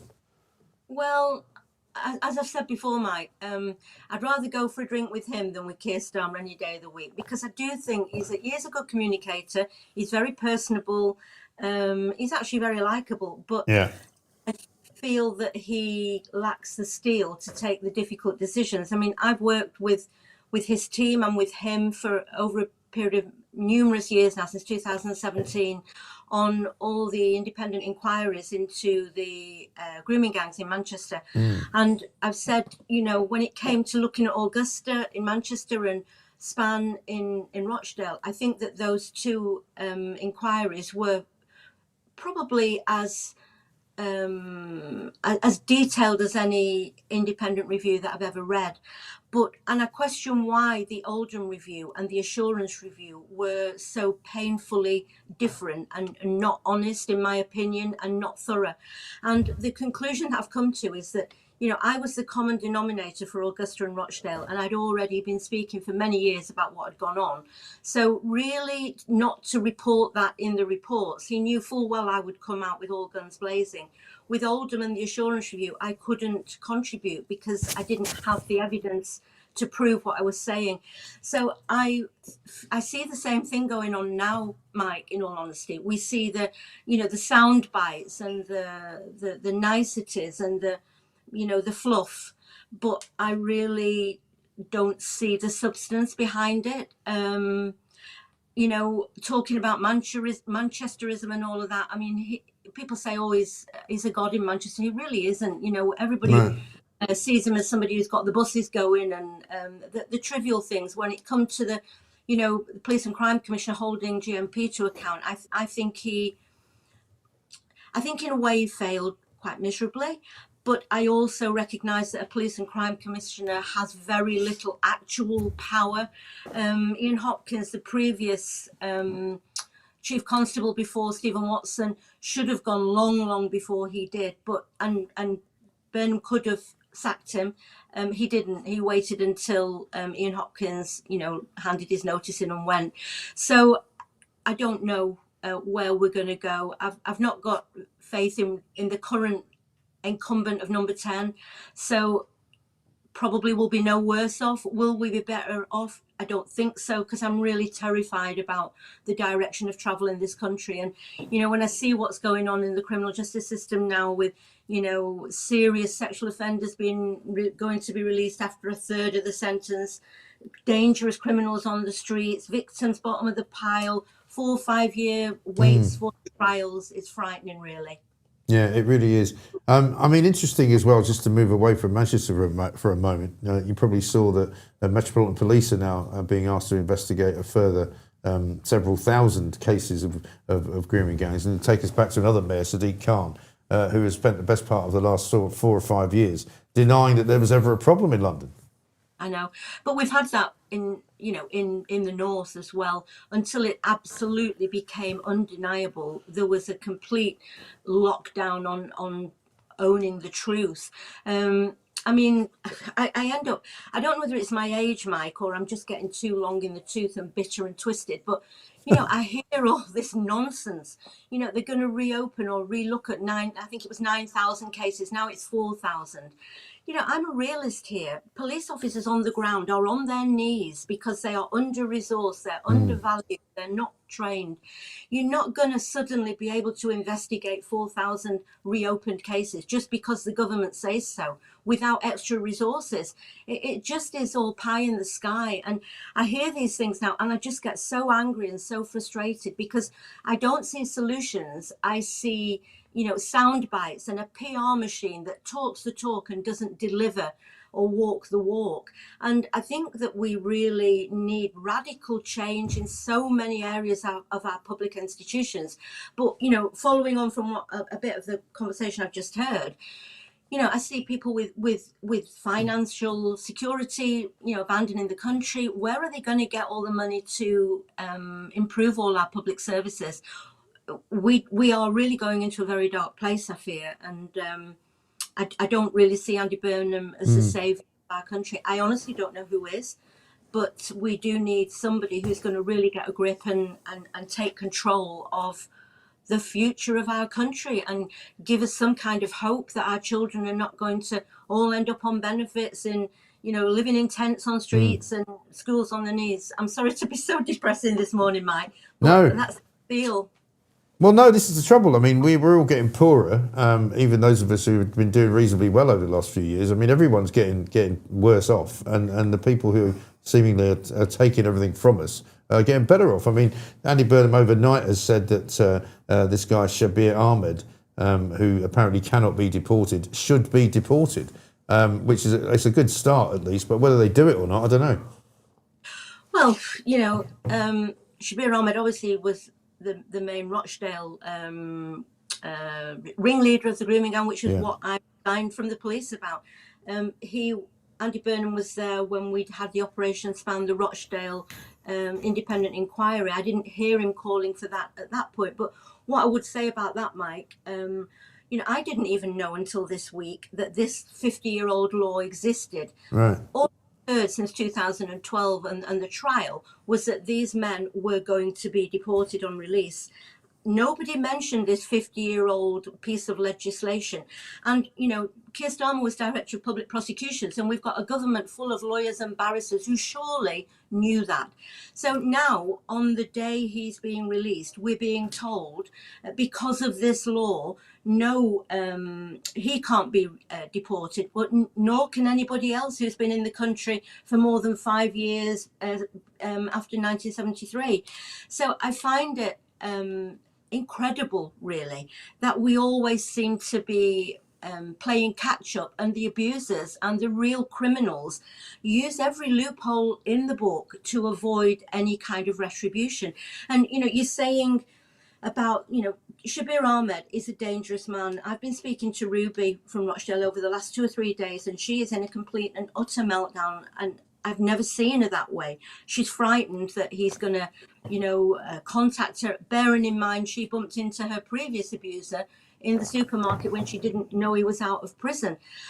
So the fact that he's going back into the community, probation is on its knees as well. We know that from the report last year.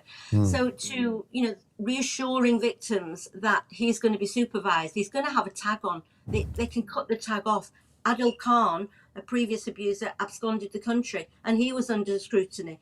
So the system is really, really not fit for purpose, and I don't know what the solution is. The other one thing I want to say, Mike, is that everyone's talking about Shabir Ahmed having been sentenced to 22 years and he's out in 14.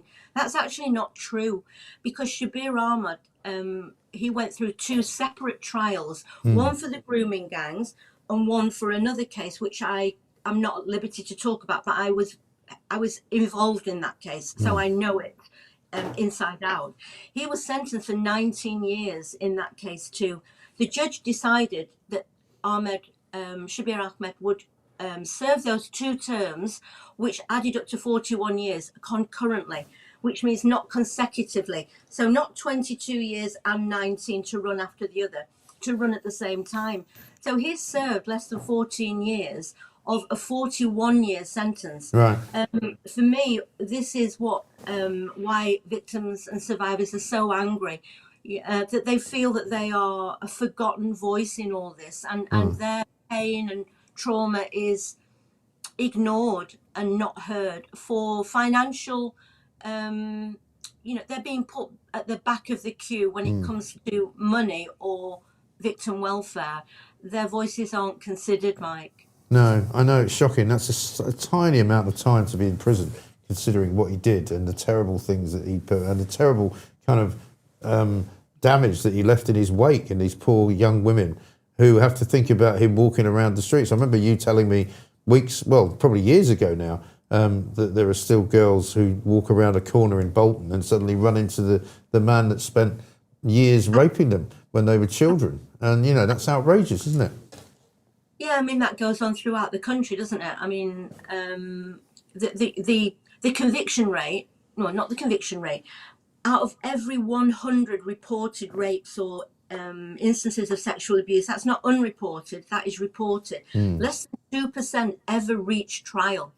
Now, that means 98 in 100 don't even reach court. Yeah. We have a system that does not work.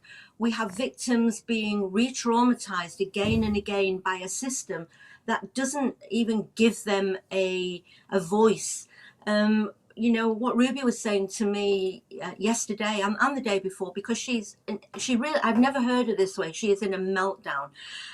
Is that, she's spent the last 20 years of her life under this dark cloud. That's more than he's served in prison. And now he's going to come out and pick up as if this had never happened. There is really, and there is no light at the end of the tunnel for these young women. They have to fight every single step of the way. And my charity, the Maggie Oliver Foundation, we're taking the government to we have taken them to a judicial review. We won the first part, and now we've got our full case hearing in November. That's because the government have failed to introduce the 20 recommendations of ICSA, of the previous national inquiry. So we get recommendations. We know what many of the problems are, but there is never the will or the determination or the commitment to implement them. And we keep going round and round and round in circles and down the same rabbit holes. When are we going to see progress?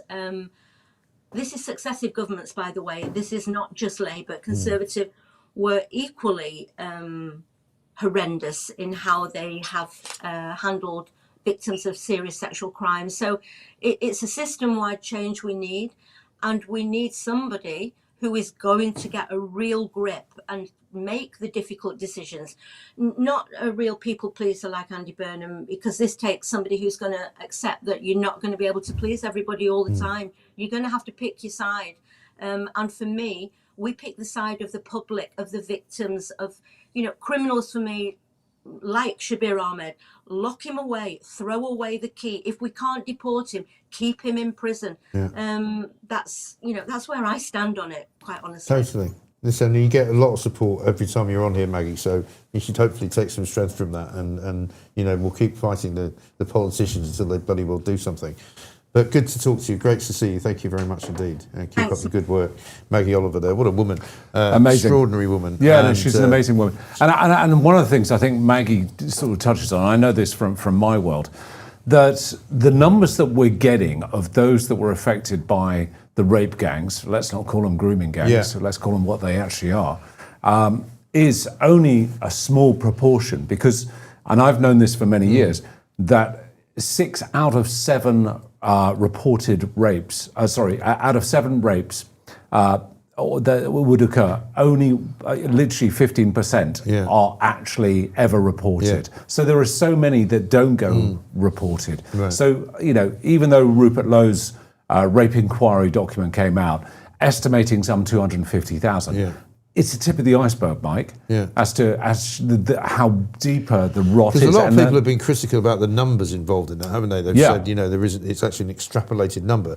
But as you say, it's hard to know what the real only number 15% are ever reported, and that's the key thing. There are many. I've met many rape victims. I actually work with a rape charity, victims of rape charity, some years back, and the number of women who just didn't want to either relive it, have to go through the court process, felt they weren't going to be listened to or properly. even going through sometimes the interrogation process at the police station. In the police station and the medical examination and everything else before they would even get into the court and then be cross-examined, to within an inch of their life and told that they were a liar and looked at their social history and all sorts of stuff like that. You can understand why many women would just try and block it out and pretend that it didn't even happen. It's an epidemic problem, Mike, we have in this country. It is, and it's still going on, and that's what Maggie Oliver always tells us. That's what we know from what she had to say.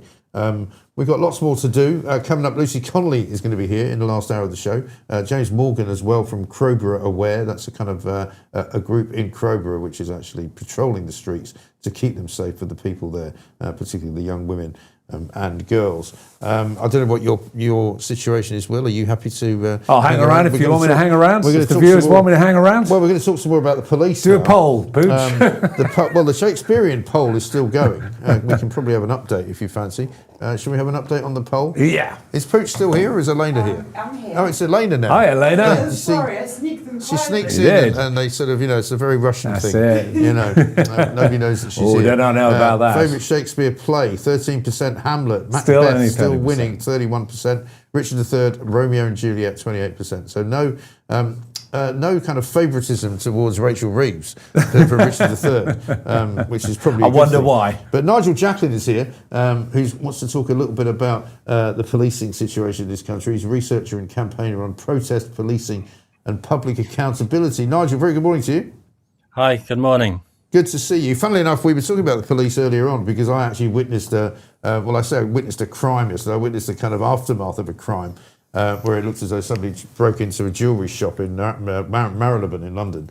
And suddenly there were police everywhere, literally, by the dozen. And I don't know what they were all doing. And I was talking to Will about it earlier, that there appeared to be about 3 officers doing things and the other 7 or 8 were just kind of standing around, not doing anything for about 2 hours. It's quite extraordinary. Maybe they were stopping anybody else going in. Well, I think they were trying to do that, but it was a very small shop, and I think during the time that I sat opposite at a very nice wine bar, there was only one person that tried to go into the shop, so they really didn't need like 7 or 8 people standing there. But you want to talk a bit more about the case of people being arrested by the police, particularly Matt Styler, the guy who was accused of assaulting the police during the Southampton troubles, if you like, the other week. Tell us about that. Yeah, so the video is pretty shocking, showing the police attacking him, and then he was accused of attacking them. Right. We've been in a similar situation, but with less violence attached to it. So he was charged and then found not guilty. So the question is now, what can he do about it? Does he need a lawyer? Or can he take an action against the police for compensation? Yeah. It looks a fairly clear-cut case. We've helped quite a few people who have self-represented. They've not used lawyers. Right. We've also spoken to quite a lot of those no-win, no-fee lawyers, and they like clear-cut cases. And I think this is a fairly clear-cut case. So he should be able to get legal representation. But my main thing is that you don't need a lawyer necessarily. And there's Crime Bodge, who's written a book, Copper Stopper, which is full of excellent advice about how to protect yourself from the vagaries of the police. Yes. And I mean, how easy is it to represent yourself? Because a lot of people might think that's a bit daunting. It is daunting. You need to know the procedures. So, for example, we submitted our claim through a letter before action at the beginning of February, and then the police had 3 weeks to respond, and then you can take them to court. then there's the delay during which they need to react to it and produce their defence. And so our deadline is in just over a week for the police to actually file their defence case. So knowing the process is difficult, we know our case back to front. I wrote the 15,000 word letter before claim from memory. Lawyers have a problem getting their heads around big and long cases. So self-representation cuts that problem out, and then you just need to know the law. So if in the case of the guy who was attacked by the police, I think the law's pretty clear. It's not very complicated. Sorry, surely the police shouldn't have bashed him with their shields. Surely he has a case against them. Well, yeah, you would think that would be fairly straightforward, wouldn't you? Copperstopper.org. Tell us about that. So that was set up by a chap called Rob Warner. So he helped us in 2018 when we received a warning letter ostensibly preventing us from going to the beach near our house. And at the time we had a top London harassment lawyer helping us to take an action against our neighbours who we thought were harassing us. The harassment lawyer was little help, very expensive on CPWLs. The Manifesto Club were much more helpful. And the letter, which was unsigned by the local council, said the local council has investigated you and you must immediately stop doing this, that and the other. Rob basically said this has no legal standing. If you're not doing any harm, you can go back to the beach, which we did. And then we got a visit by the police, but Rob knew his stuff. And his book contains a whole bunch of information about cases where people have successfully taken actions against the police and tells you how to do it. So it's good stuff. He's been doing it for a long time, and he was one of the first people that we came across who got shadow banned by YouTube because he was obviously doing such public good. Interesting. Fascinating stuff. Nigel, good to see you. Thank you very much indeed for talking to us. Nigel Jacklin there, who's known as the Good Stats Man on Twitter. You can find him there where you'll get some really interesting bits of information that he collates over time. Will Getty's still here with us. Good to see you, Looking mate. ill, apparently. Looking ill. It's because I need a holiday. Anywhere you want to recommend? Because I need a suntan. Cyprus? This is probably the palest I've ever looked, Really? mate. Yeah. Well, you know, it doesn't. You'll probably tell me this was months ago, but I seem to remember you went. Did you not go to the Maldives? I did. Beginning of the year, mate. That's generally when I go off. Scuba diving. Scuba diving, yeah. I mean, I'm thinking sort of. I think I might go to Cyprus. Apparently, it's quite nice. It is. Well, I'll tell you what's good about it is it's actually quite quiet because it's on a list of countries which is technically, you know, it's not on a banned list. It's not on a foreign. So it's one of the few I can go to then. Yeah. Well, I mean, if you haven't been banned from it, it's a good one. But quite a lot of people who are there are saying it's been a really quiet year for tourism because some travel insurance companies won't insure you to go there because it's a bit too near to the Middle East. Yeah, that's the best way to do that, actually, for any of the viewers, if they're planning their holidays, as I am, is make sure, because this is, they've lifted it for Dubai, because the UAE had, if you're on the Foreign Commonwealth Office list as only essential or essential only travel, that will void your travel insurance. So it's always worth checking. Yes. They've lifted it for there. Yeah. But definitely have a look at the FCO website. From Commonwealth Office, travel advisory. It's not on the essential travel only list, but there's somewhere in between, so that some insurance companies won't cover you, but others will. So you know, but the result anyway is that it's quite empty and therefore nice, quite perfect pleasant, for me. Quite pleasant. I'm not a fan of crowds. Nor am I. You know? I hate people generally. Well, I mean, I think that's what comes from living in London, doesn't it? You know, I mean, when you get out of London, you want to not be, you don't want to replicate what you've just left behind. Yeah, no, my holidays are, if there's any sights to be seen, I'd rather see them on a postcard rather than actually go and visit them myself. I lie by the pool. Yeah. I remember I went with like my entire family, and my sister and my mother came along as well, so there was loads of us. In Mexico, and one day they wanted to go to Tulum, which is where the sort of I know Tulum. Yeah, I've been. So where the old kind of ruins are and all that, and I'm like, nah, I'm staying by the pool. I'll just, I'll be a couple of yards Show me away the from the pina colada department. Although there's some great cave diving in Mexico. I don't do that. Why would I cave dive? Come on, Sounds Mike. dangerous. Come on, it's great fun. People die doing it. Yeah, it's cavern diving. I should correct myself, not cave diving. Yeah, but people die doing it. You were idiots, do you? Well, yeah. I mean, there was some. They don't plan well. Wasn't it down in the Maldives where that happened? Yeah, it was actually. Yeah. So No, I don't. you're not for that. I don't know why anyone would want to swim underwater into a cave. I mean, God help us. Anyway, coming up, James Morgan's going to be talking to us about Crowborough and what's going on there. Lucy Connolly's going to join us in this hour as well. We'll get some news first up, should we not, with Edward Hughes. Good morning, I'm Edward Hughes. England advanced to the World Cup last 16 with a dramatic late Harry Kane winner against Dr. Congo, rescuing a patchy performance and setting up a clash with Mexico. Politically, tensions are high over defence spending plans. Incoming or acting PM, the knob of the North faces pressure to find billions in cuts. Other headlines: teachers in England are set for a 3.5% pay rise. Those schools must cover part of it amid budget strains. Police made over 300 arrests in a crackdown on organised immigration crime, seizing more than £1 million in cash. Lloyds is scrapping the historic Halifax brand after 173 years. In shorter notes, concerns linger around public finances, property disclosures involving Nigel Farage, and routine incidents like a shooting in Birmingham. Overall, a mix of sporting relief, fiscal tightrope walking, and domestic enforcement. Laters, tigers. Welcome back to the Mike Graham Show. It's 7 minutes past 9. It's been an amazing show actually today. It's brilliant. I'll tell you what, I love the unofficial poll, which was the cigarette. The cigarette poll. The memories flooding back. Absolutely. I mean, incredible how many people had a story to tell or a memory of some particular, obscure, now no longer in existence brand.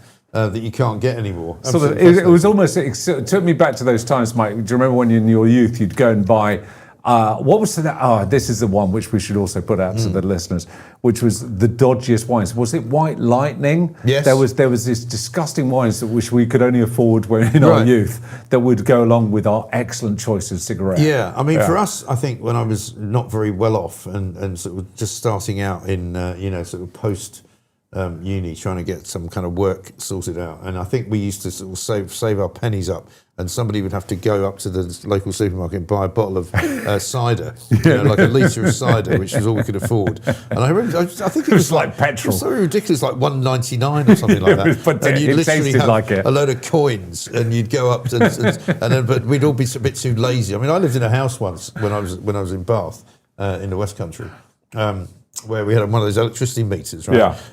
And it was like the young ones. It was like me and three other guys living there. Who was Vivian?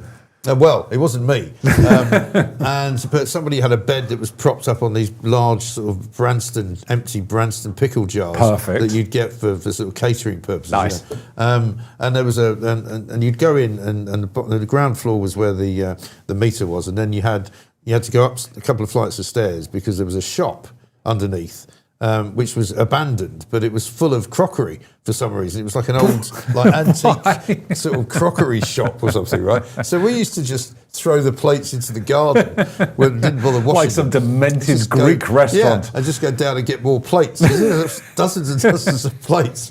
And we'd sit there, and there were a few people smoking some things which you couldn't buy in the tobacconist, shall we say.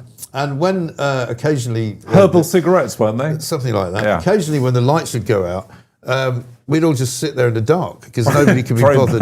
Nobody could be bothered going, first of all, down to put money in the meter, or we didn't have any.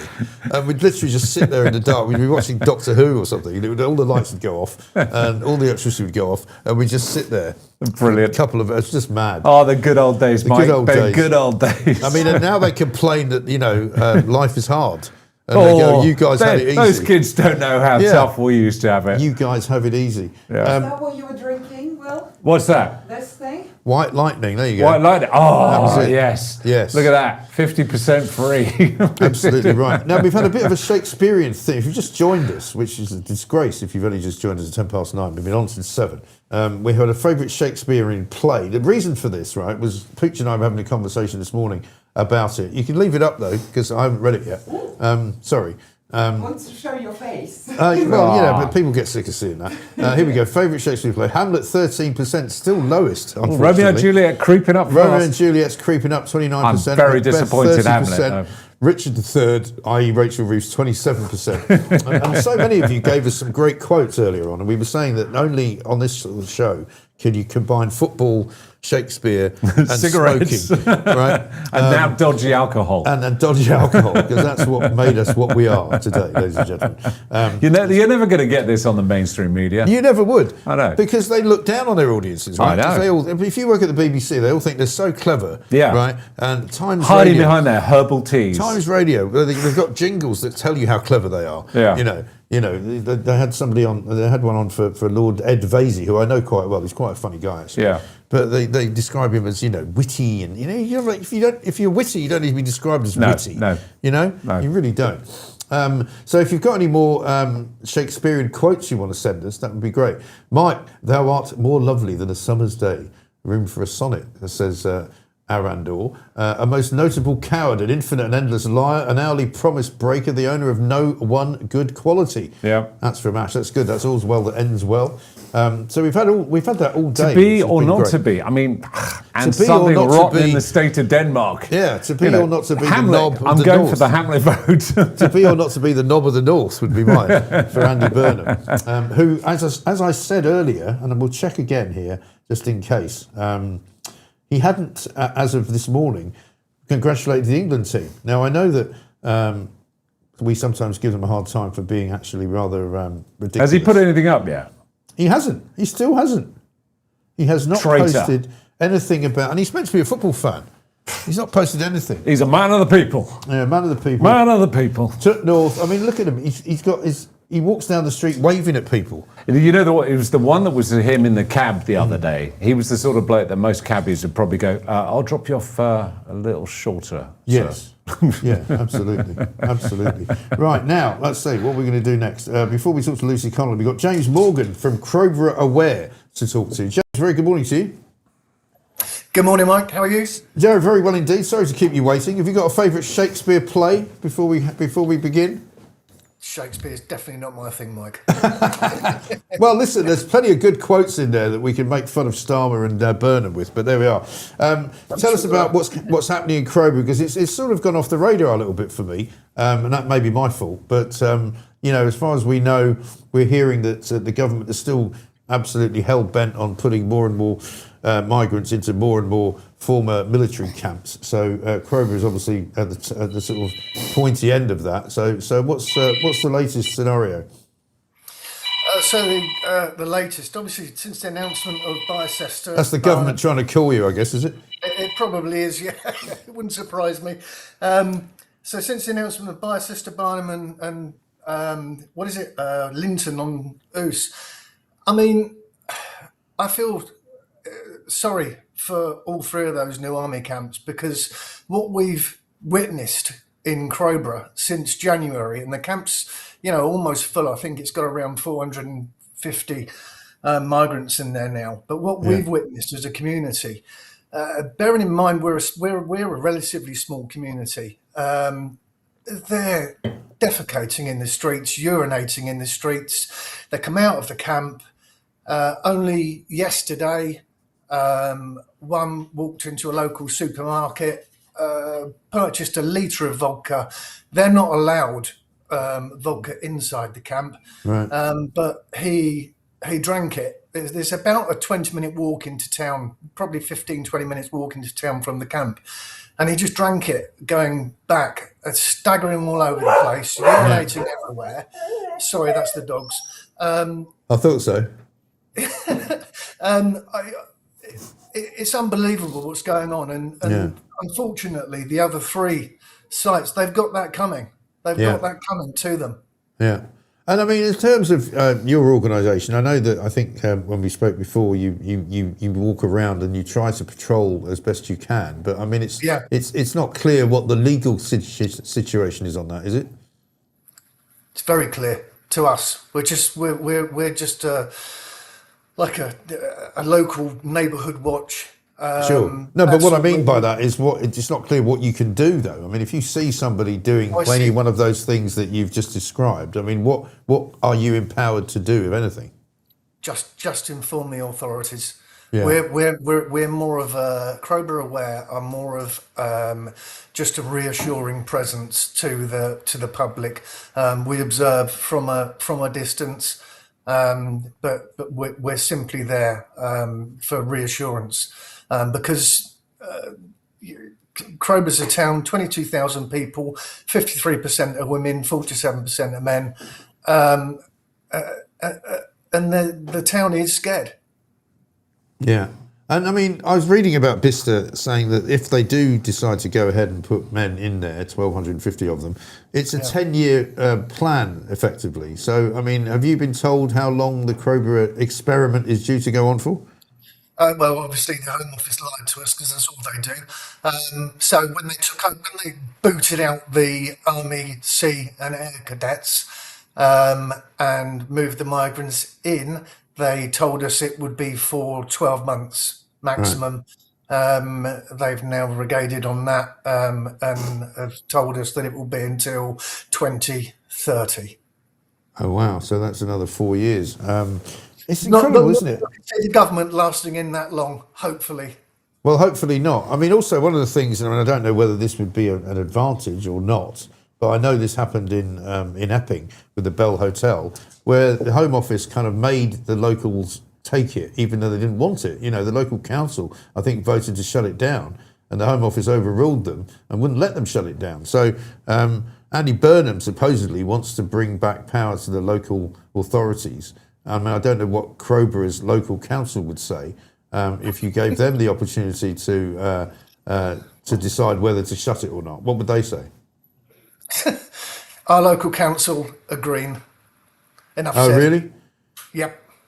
Yeah, see, again, we're going to have to sort of mobilise here, aren't we, and make sure that these local councils get kicked out. We had a piece of footage yesterday from West Berkshire Council, which is run by the Lib Dems, where there's a woman basically showing us around this lovely new sort of refurbished block of flats, where they've got 3-bedroom flats and 1-bedroom flats, but they're only being given to Afghans and Ukrainians. So if you're English, you don't get one. Yeah, and they're worth £250,000 each. Well, I don't know how much they're worth, but I mean, they're certainly worth quite a lot of money. And it's the fact that the people that are moving in there are not only getting a free place to live, but they're also getting everything else paid for. Yeah, absolutely.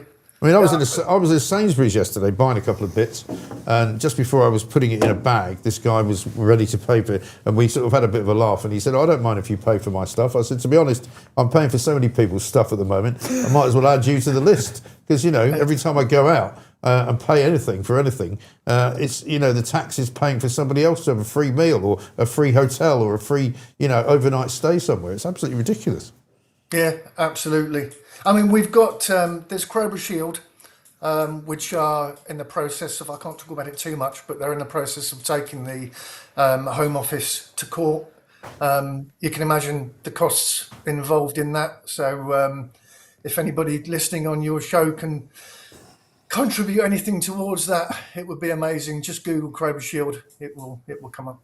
Yes, okay. And give us that again.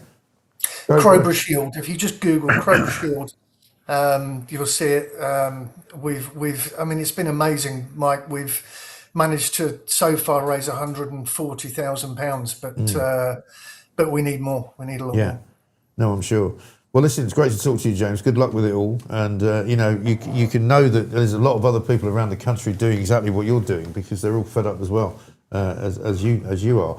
Thank you very much indeed. James Morgan there from Crowborough Aware. Yet another spot in the UK where people locally are being taken for mugs, for idiots, really. You know, it's happening. We heard yesterday, and I mean, I haven't actually put out a clarion call, but we could put out a clarion call for people to get in touch with us either through Substack or via the YouTube chat. Because yesterday we found out that it's happening in Northamptonshire, it's happening in Plymouth, it's certainly happening in West Berkshire. We've got Crowborough there.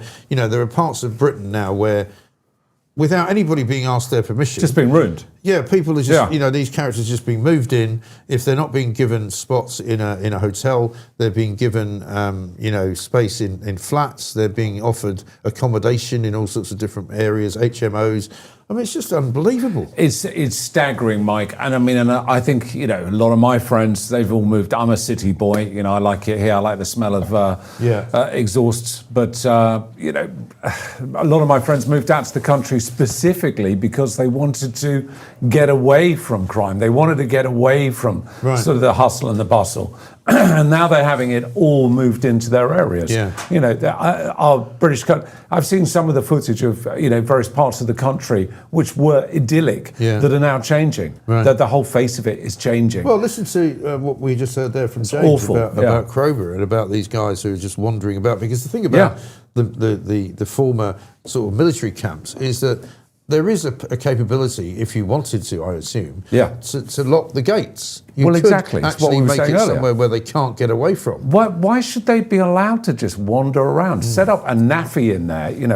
If you've got these military bases, you've got the infrastructure already there. You've got the billets, you've got the accommodation. Put in a naffy there. They can eat. They can buy their Tizer or whatever it is, their White Lightning, or Thunderbird or whatever it might be. Packet of Bensons, and they can stay in there until they're processed. What is with this country that literally come in? We're going to process you, but it's like a voluntary process. Other than that, you can wander around, you can go and work in the black economy, you can do whatever you want. It just doesn't make sense to me, Mike. No, it really doesn't. And it's the amount of money, as we said before, billions and billions of pounds going out the door in order to keep these people And I feel the same as you. fed, clothed, when I'm paying my taxes or if I'm buying my shopping, I'm going, how much of this is going towards not the people that deserve it or the people who need it the most, our homeless, our veterans, various people that ultimately should be the benefactors because they were taxpayers once upon a time,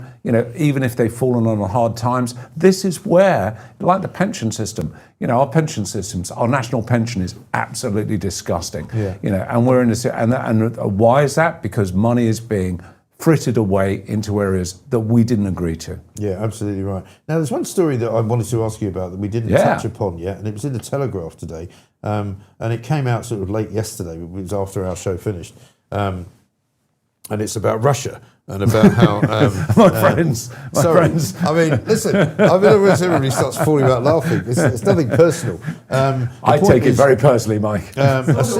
According to the front page of Daily Telegraph, a secret dossier compiled by a former MI6 agent claims that Lord Mandelson was considered a privileged contact by Russian intelligence. Yeah, What does that mean? Tell us about that. So, privileged contact basically would mean that they would have had a compromat on him. So they would have had compromising material, which would have meant that he would have been able to be recruited or had been recruited. So I think that the problem with these people, and I know because I've dealt with a few of these cases, where people have this sort of dark second life, they get up to their shenanigans and are ne'er-do-wells, which if they are of state interest or they have a position within the state which could be of potential value, i.e., they have access to privileged or confidential intelligence or that sort of thing.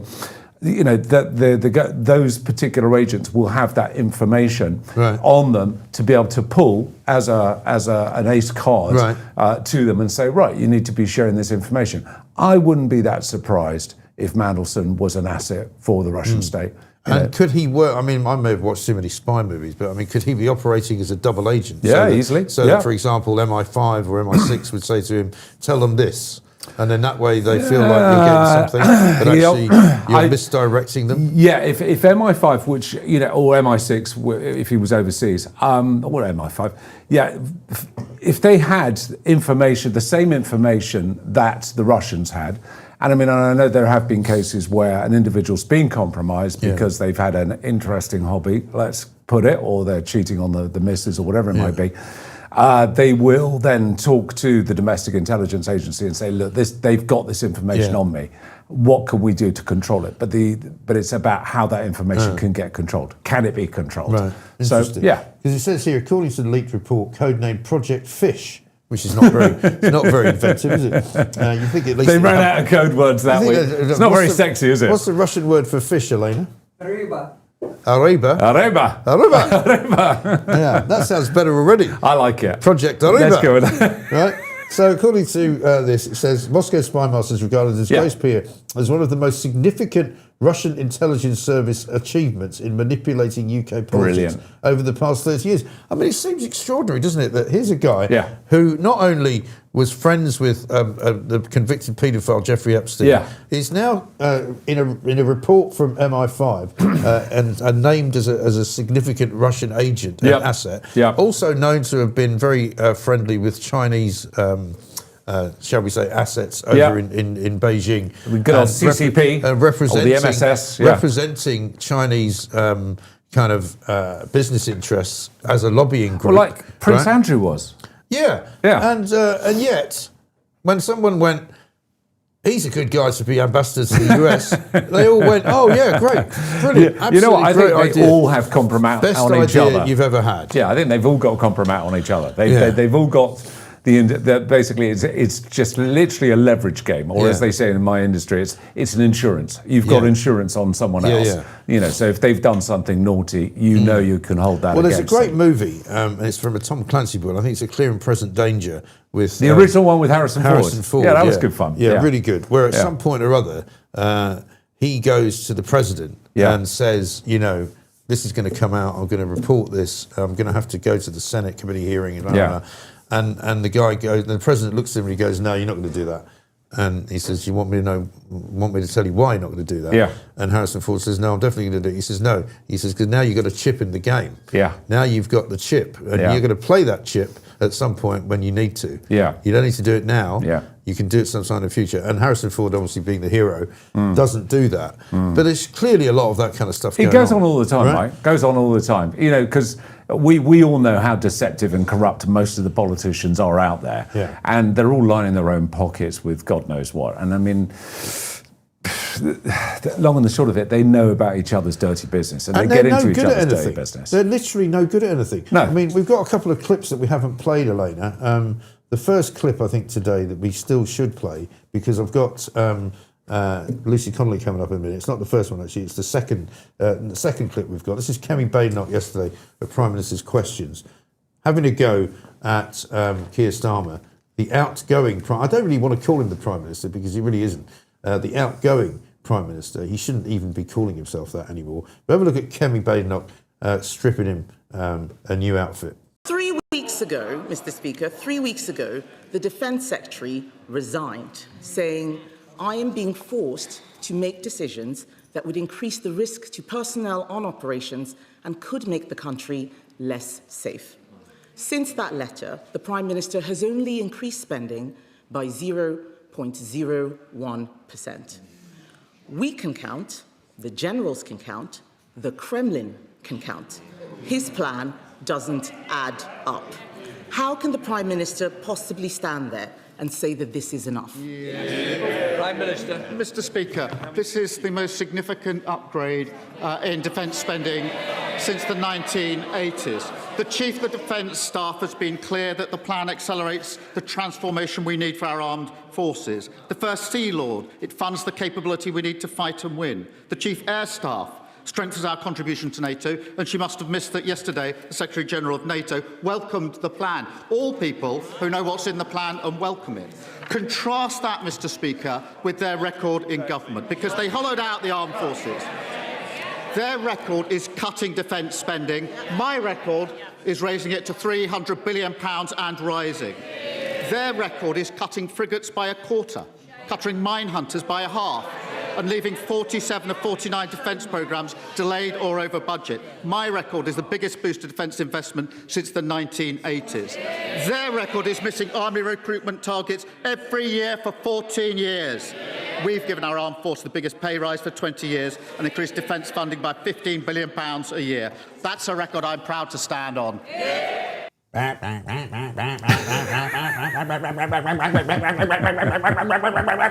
that's what it sounds like to me now. It's just rubbish, isn't it? It's just complete and utter, gibberish. Gibberish. Yeah. I mean, you might as well just Gibberish. put a load of words in a different order and just say them. It's just word soup, isn't it? Yeah. You think it sound like that Smash advert, Or Zippy off Rainbow. Or Zippy. I mean, just ridiculous. Got this from Karen on Substack. Who sent us a big message about Crowborough. Stop the unsafe housing of 600 asylum seekers in Crowborough. Crowborough Shield is a non-political residents group working to challenge and overturn the decision to house 600 asylum seekers at the Crowborough training camp and to hold the government to account. They're trying to raise £25,000 in the next few days to ensure that the JR goes ahead against the dreadful Home Secretary, who is, of course, Shabana Mahmood. They've lied from day one. And if you're not affected now, everyone will be in the fullness of time. 3 new sites have been announced with others to follow. It is absolutely incredible what's going on in this country. I mean, we had yesterday, in fact, should we show it again? Yesterday, this was West Berkshire, because this is worth seeing. If you didn't see it yesterday. No, I didn't see this one. This is it's a Lib Dem council, right? Right. In West Berkshire. And this is a woman from the Lib Dems council organisation showing us around this lovely flat that you could rent if you wanted to rent it. Only, however, if you're an Afghanistan national or a Ukrainian. Check it out. It used to be our offices. We used to have an office here for some of the social workers, but now, because it was redundant, we've actually turned it into some converted flats. These flats are amazingly finished out. They've got some beautiful carpets, they've got all fitted units, and 4 of them are actually 3-bedroom. So we've got 4 3-bedroom and 1 1-bedroom.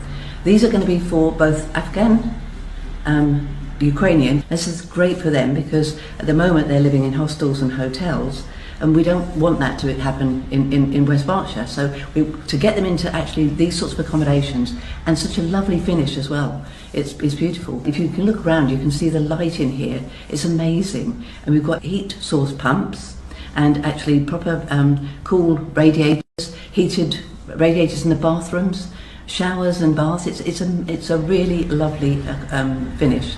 And we're going to have EV charging points outside for the car parking, which is, again, the latest innovations. So, yeah, there's also, if you happen to have a nice Tesla that you've been given by the government, you can charge it as well in a nice car parking spot. Because after all, you wouldn't want them to have to pay for parking. God forbid. Or indeed for any kind of, power for their electric car. I mean, it's just a joke, isn't it? What the absolute F. And it's very well finished, and it's beautiful, lovely, nice light comes in well. It's beautiful. That was a really, really, really lovely apartment. I wouldn't mind living there. Well, nor would I. West Berkshire's a nice part of the world. A couple of decent golf courses there. And Rachel Reeves' clone. Maybe you get a free membership to the Royal Berkshire Golf Club while you're there. Nice. But only for Afghans and Ukrainians. No, the rest no of you sod Brits. off. Right? That's unbelievable. Couple of super chats to come, and then we'll be talking to Lucy Connolly in a sec. We'll get her view of all that. Super chats, Elena, here we go. One from Peter. Royal Navy blue liners issued in the Royal Navy. Is that cigarettes we're talking about again? Seaside Babe says, the Prince of Darkness is a gentleman, King Lear. Very good. A sardonic comment on respectable appearances. This is so apt for Miliband. I will never understand why the UK doesn't look at Switzerland as to how it deals with illegals. Yeah. Well, there's so many different places. I mean, even the Germans are kicking Afghan criminals out, Yeah, they're kicking them out. Keep fighting the good fight, Maggie, says Gio. Thank you for that. She will as well. Simon Kilford, goal. Yep, I see what you did there. It's a lot to talk about football this morning. I'm driving fast and says, born and raised in California, having common sense is like a superpower. Not everyone has it. True. And certainly you don't have it if you're in the Labour government right now. That would disqualify you from any kind of role, basically, in any kind of decision-making process. Simon Kilford, thank you very much indeed for that. Shall we get a bit of news from Edward Hughes before we talk to Lucy Connolly, whose new book is out today, by the way. We'll be telling you how you can get your hands on it, because everybody should buy it and read her story. Yeah, I want to get it. Yeah, absolutely right. Bit of Edward Hughes with the news first. Good morning, I'm Edward Hughes. England advanced to the World Cup last 16 with a dramatic late Harry Kane winner against Dr. Congo, rescuing a patchy performance and setting up a clash with Mexico. Politically, tensions are high over defence spending plans. Incoming or acting PM, The Knob of the North faces pressure to find billions in cuts. Other headlines. Teachers in England are set for a 3.5% pay rise. Those schools must cover part of it amid budget strains. Police made over 300 arrests in a crackdown on organised immigration crime, seizing more than £1 million in cash. Lloyds is scrapping the historic Halifax brand after 173 years. In shorter notes, concerns linger around public finances, property disclosures involving Nigel Farage, and routine incidents like a shooting in Birmingham. Overall, a mix of sporting relief, fiscal tightrope walking, and domestic enforcement. Laters, Tigers.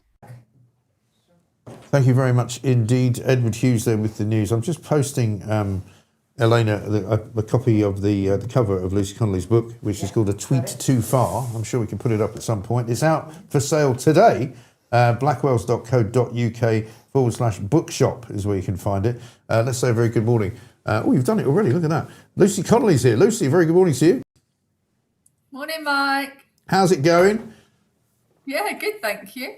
I read one of your tweets out earlier today because I was enjoying your take on Keir Starmer celebrating the victory that England perpetrated last night. And wasn't it sweet that he put a little England flag emoji on the end of his tweet saying it might be coming home? Absolute knobhead.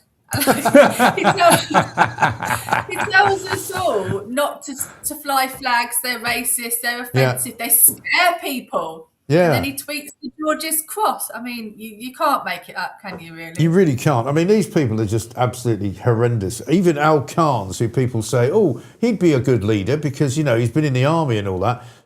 He's a Scotsman, right? He tweeted last night, it's coming home. And the Scots are all going, what are you talking about? What do you mean it's coming home? You're Scottish. You don't support England. You're supposed to support England. No, there's very much a divide, isn't there, when it comes to football and tennis as well. Yeah. The whole Andy Murray thing with the tennis and the football. The Scots don't tend to support us, do they? Well, I mean, as we said, we used to say in Fleet Street, Andy Murray's English until he loses, and then he's Scottish. But listen, last time I saw you in the studio here, I think you were just thinking about the design for the cover of the book. I'll ask you about the substance of the book, but how did you come up with the design? Because it's quite a pretty cover, that. A Tweet Too Far. Well, we decided on the name first, that there was lots of names in the mix, and then we came up with that. And then it was actually my press lady, Gilly, who designed the cover. It's actually credit to her. So the trees are supposed to represent bars. Right.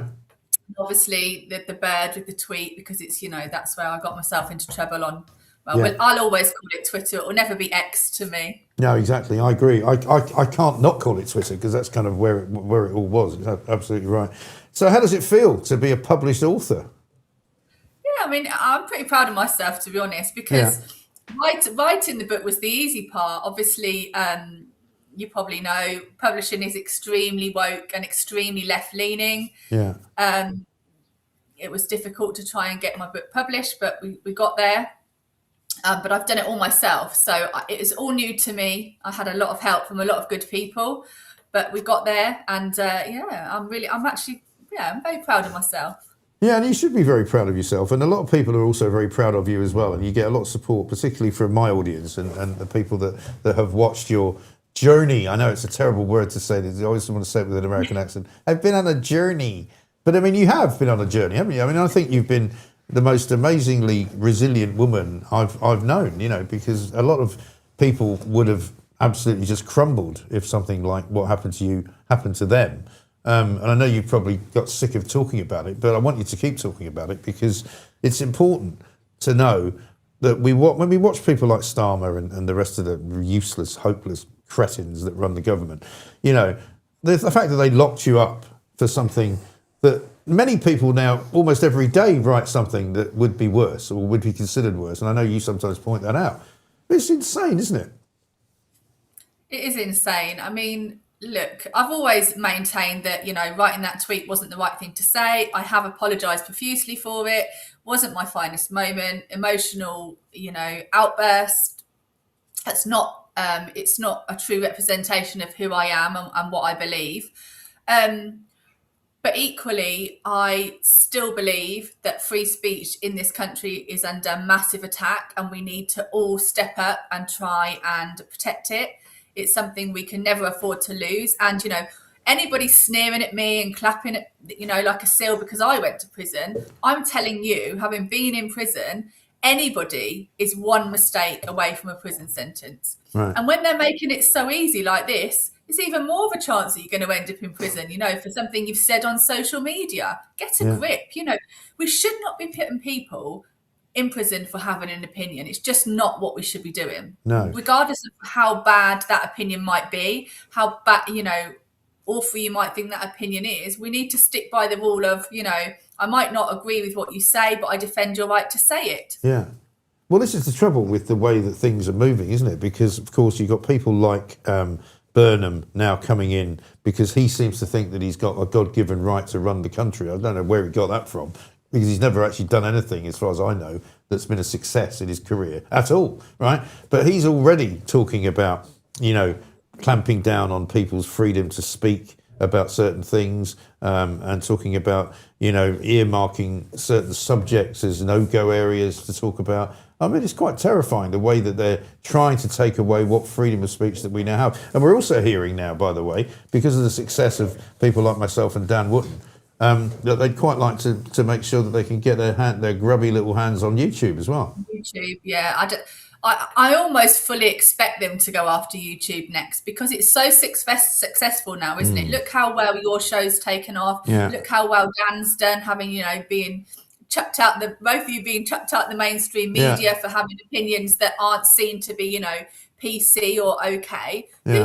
Who decides where that line is that's okay to say? I got a message from a teacher yesterday, actually, and it's absolutely horrific what's happened to them. They've lost their job, pardon me, over something they said about rape gangs on social media. And, the unions hauled him in and he's lost his job because they said that right-wing politics has no place in the classroom, nor has left-wing politics. Keep all of your politics out of the classroom. And it wasn't on in the classroom, it was online. And I spoke about this with Liz Truss yesterday, actually. People really, I believe, need to be making a stand about this. When did we get to a place in the UK where you can lose your job based on your political beliefs and your opinion? So you could have worked for a company for 15 years, you could have an exemplary employment record, you could be amazing at your job, really efficient, and because you've said, Keir Starmer's a wanker, you're going to get the sack. I mean, that is ludicrous. And I don't believe that all of these people doing this want to do that. I don't believe that all of these police officers on the front line want to be knocking on people's doors and arresting them for WhatsApp and tweets. I truly don't believe what these people are. They believe what they're doing, but they're scared for their jobs. They're scared for their livelihood. They're doing what they're told to do.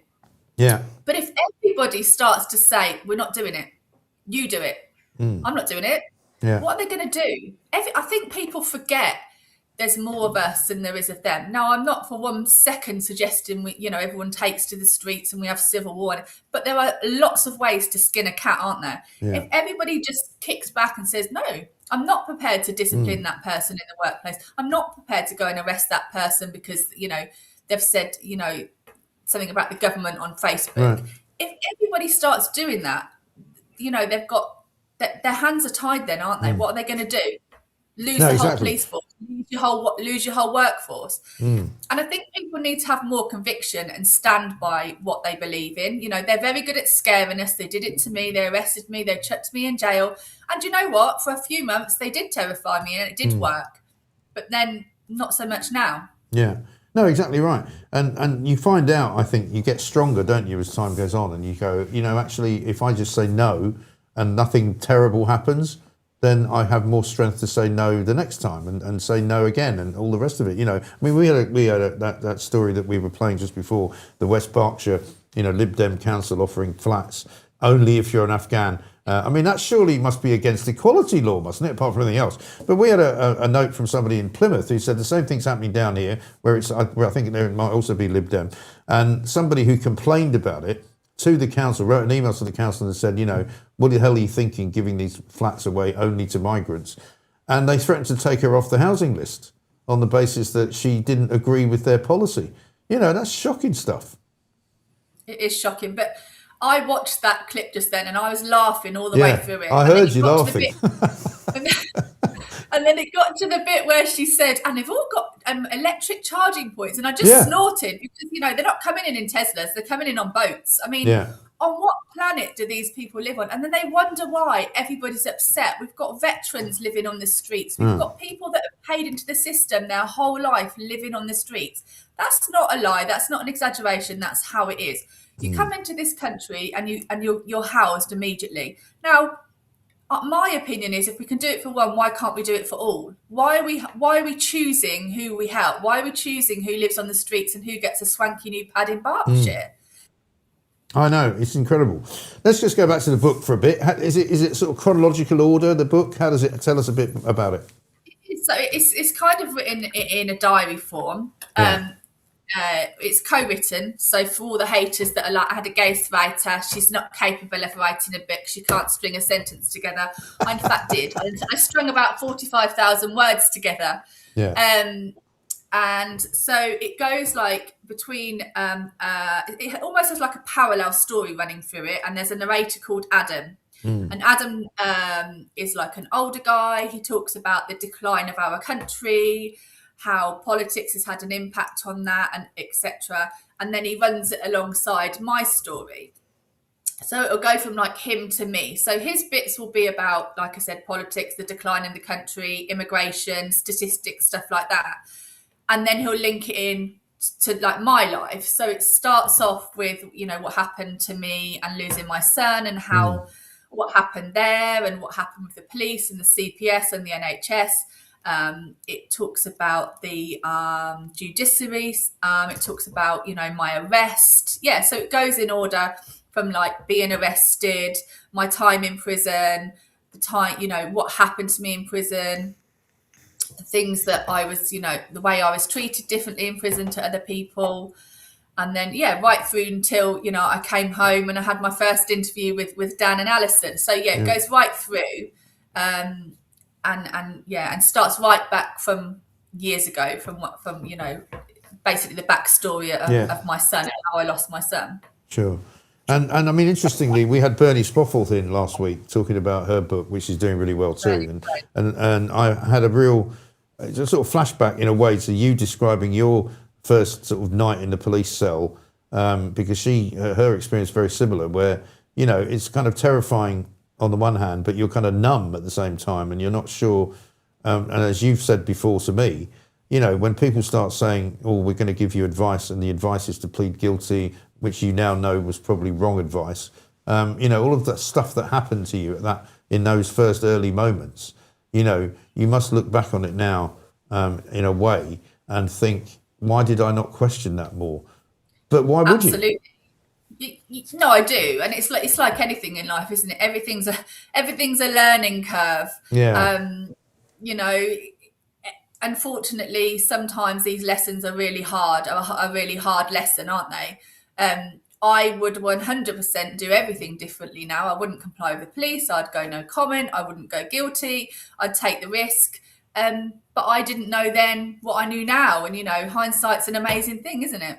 It really is. I've got Will Geddes here with me. Will, I mean, you know, you have had clients, I dare say, who have had run-ins with the me the included, run-ins with the law, and I mean, the problem for Lucy and Bernie, and two women who had never done anything wrong in their lives, you know, and you suddenly find yourself in the midst of a police situation, and you don't know what to do. You don't, and it's and it's terrifying, and it's totally understandable, Lucy, that you did exactly what you wanted to comply, you wanted to be helpful, you didn't want to get yourself in deeper trouble, and the police can be quite intimidating. That if you pull a no comment, they'll go, well, this is going to go really badly for you if you're not going to help us, and they'll cajole you, and they'll say, look, you know, you just be honest with us, just talk to us, you know. And having been there myself, I know how scary it is, Lucy. I totally get it. But listening to you, Lucy, I'm looking forward to reading your book, because I think your book actually could even be used in schools for kids, for them to understand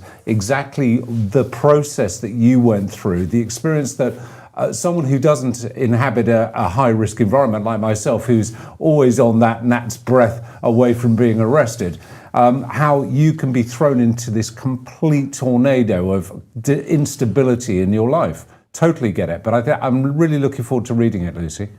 Oh, thank you.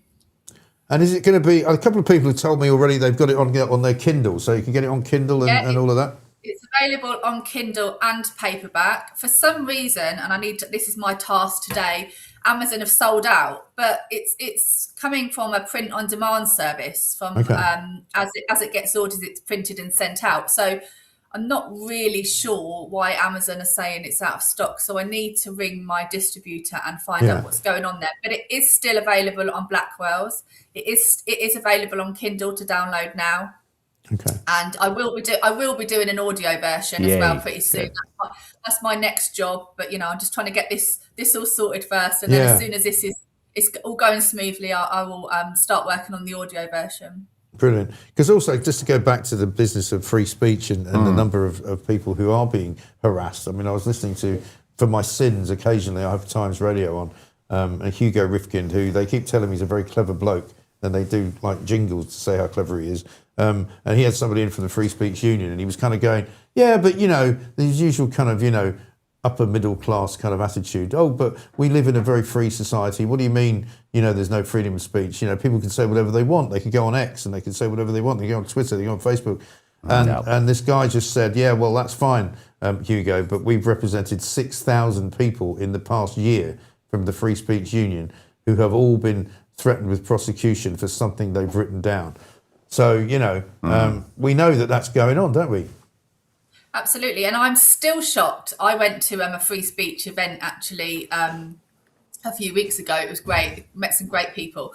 But I'm still shocked. I know their numbers have grown exponentially over the last couple of years, and understandably, but I'm still shocked if I don't understand why everybody hasn't got a membership to the free speech, because look at that example I gave earlier about that teacher. All he did was made a comment about rape gangs. Now, any decent normal person is going to be horrified by the rape gang situation. It doesn't make your politics either left leaning or right wing. I don't really get where they get that from, but he's lost his job. And I said to them, have you been to the Free Speech Union? Because I think this is something they'd be able to help you with. And he said, no, I haven't actually. I said, well, my advice to anybody, what is it, 59 quid a year, something like that? Yeah. It's a whole lot cheaper than legal fees. I can tell you right. I can tell you now. Yeah, you have to tell me that. And they really did step up for me, and they really have, helped me fight my corner. And Toby Young and his guys have been absolutely fabulous, and they've helped so many people. And when you find yourself in a situation, I wish I knew about them when they actually charged me. It wasn't until later down the line, and my barrister came on board and Alison came on board and stuff, that we actually managed to get in contact with them, and my husband was talking to Toby.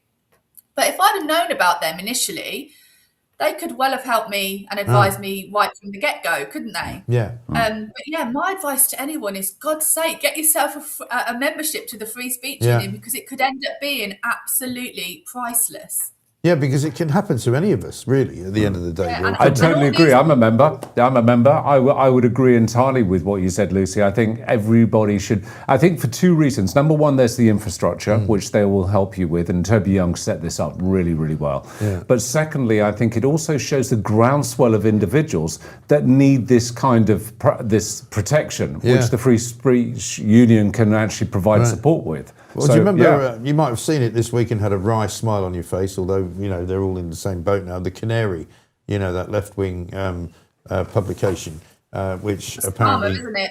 told us that cancellations didn't happen. It was all the invention of the far right, and they've just been debanked.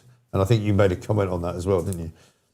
Yeah, but I mean, don't get me wrong. I don't approve of them being debanked. I think it's a disgusting thing for a bank to do. How dare you? But equally, and this is what I've said before, when it comes to I find left-leaning people and people that support this government and stuff, it doesn't happen. It's not real. You're making it up. You're lying. I regularly get comments on my another thing that didn't happen to Lucy Connolly. Right. All right, then. One thing I am not is a liar. Yeah, right. But obviously when the boot's on the other foot, they soon cry and change their minds then. And another thing, going back to the Free Speech Union, I feel like if you're paying your membership, even if you never have to use it, hopefully you never will have to use it. You never will need their help. But equally, you're contributing to like a fund, if you like, that is helping. If you feel strongly that, you know, free speech is really important and you know, the way things are going are really bad, if you're buying your free speech membership, I see it as a contribution to other people's funds. You know, they're able to help others that end up in this situation then. Yeah, absolutely right. Well, listen, congratulations on getting the book out, because that's sometimes the hardest thing to do of all. I mean, writing it, because I've written books in the past, and I'm a bit like you. I tried to get HarperCollins to publish my book, and they were in the same building as me, and they thought I was too right-wing. Yeah, So, it's you know. really common now, really common. It's shocking. Anyway, listen, congrats, and we'll see you in here again soon. Have to come down for another plot. If you can shake Femi off, you can get down here. I've changed my train route now. Yeah, good. Very well, very wise. Will can help you out with all that sort of thing. He does a lot of shadowing people. He'll keep him out your way for you, I'm sure. Anyway, listen, great to see you, Lucy. Well done. Thanks, Mike. The book. Thanks, Let's have another look at the book before we go. It is, of course, A Tweet Too Far. Lucy Connolly's book, available now and from Amazon. Check it out. If you are having trouble getting hold of it, don't worry. You will be able to get your hands on it soon. And Lucy's on top of that, and there will be an audio book version of it as well, and there is already a Kindle version of it. We are nearly at the end of the show, 4 minutes from 10. Kelvin Mackenzie will be here at 10 o'clock, of course, Will. It's been great to have you for the whole show. Thank you, mate. Thanks for having me along. And I haven't been voted, I wasn't voted off. You haven't been voted off, no. And you get to now see the final act, which I guess, since we're talking Shakespearean scenarios, should we have a Shakespearean Pooch's Pooch? Oh, I love the Pooch's Pooch.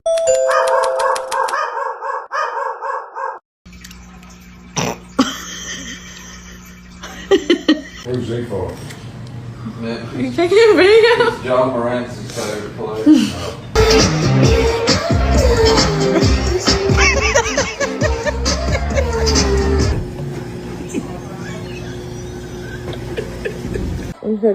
Y la cogí y me dice, ¡no!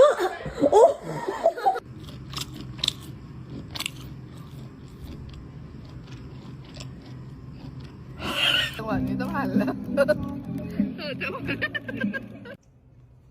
No, Jolie!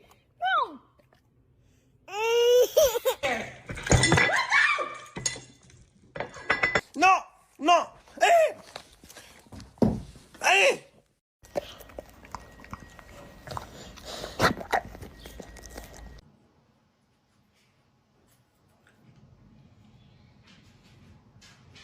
Happy birthday to you!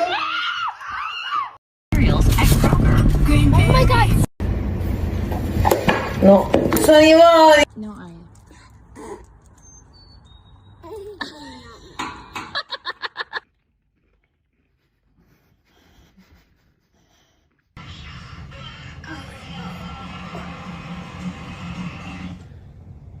So freaking. Excuse me! No! No!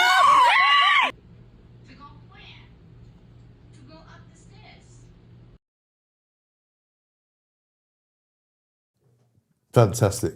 I mean, the endless hours of fun. Love that. Do your cats nick food? Oh my God, Lord Waffle. Yeah. I had a mate over for dinner last night, and Lord Waffle will always get onto the table, Right. and a paw will start sneaking Oh, towards really? whatever it is that Isn't he that takes funny? a fancy to. Yeah. I mean, it's you got to keep your eyes peeled. It's not surprising there were a lot of Labradors there. Yes. Well, do you know, a lot of Labradors there. Ziggy, unfortunately, has been put on a diet. Has he? Yeah, because he went to the vet. He was looking a bit chonky last time I saw him. Well, the problem is because he's not walking as much, you see, because he can't walk as much, and he's getting Nothing older. to do with the countless treats you give him. Well, I try not to give him too many, to be fair, you know, but the problem is he'll get a carrot every now and Are again. we buying this, viewers? Are we buying this? I mean, I'm not the one that does it. The kids do it a lot more than me, you know. It was a friend, wasn't it, Mike? That was, yeah, absolutely right. And so the thing is, he's on a bit of a diet. And he's not enjoying it. Apparently, he's howling. Oh, bless. Because he doesn't like not eating. Because that's all they live for. The Labradors. It's all they live for. Anyway, listen, it's been an absolute pleasure. Thank you, Will, for my being pleasure. Here. Thank you, Mike. Thank you, Elena, for taking the reins of power after Pooch started us off at 7 o'clock. We had a fantastic. Yes, right. It's enough out of you. We had. Where's Peter Mandelson when you need him? And of course, thanks to Charlotte for setting it all up and all the great guests, brilliant guests that we had today. Russell Quirk, you are forgiven for not making it this morning. He overslept apparently. Out too late last night after the England game, no doubt. It's going to be even worse on Monday because people are going to be up till 4 in the morning. Coming up next, though, at 10 o'clock, and I'll be probably popping in to keep him company, Kelvin McKenzie will be here with his show for the next couple of hours. And then Mark Littlewood will bring you all of his expertise and humour to the World Cup with his show, The World Cupper, from midday. Meanwhile, you guys have a good day, and I'll see you tomorrow at 7 a.m.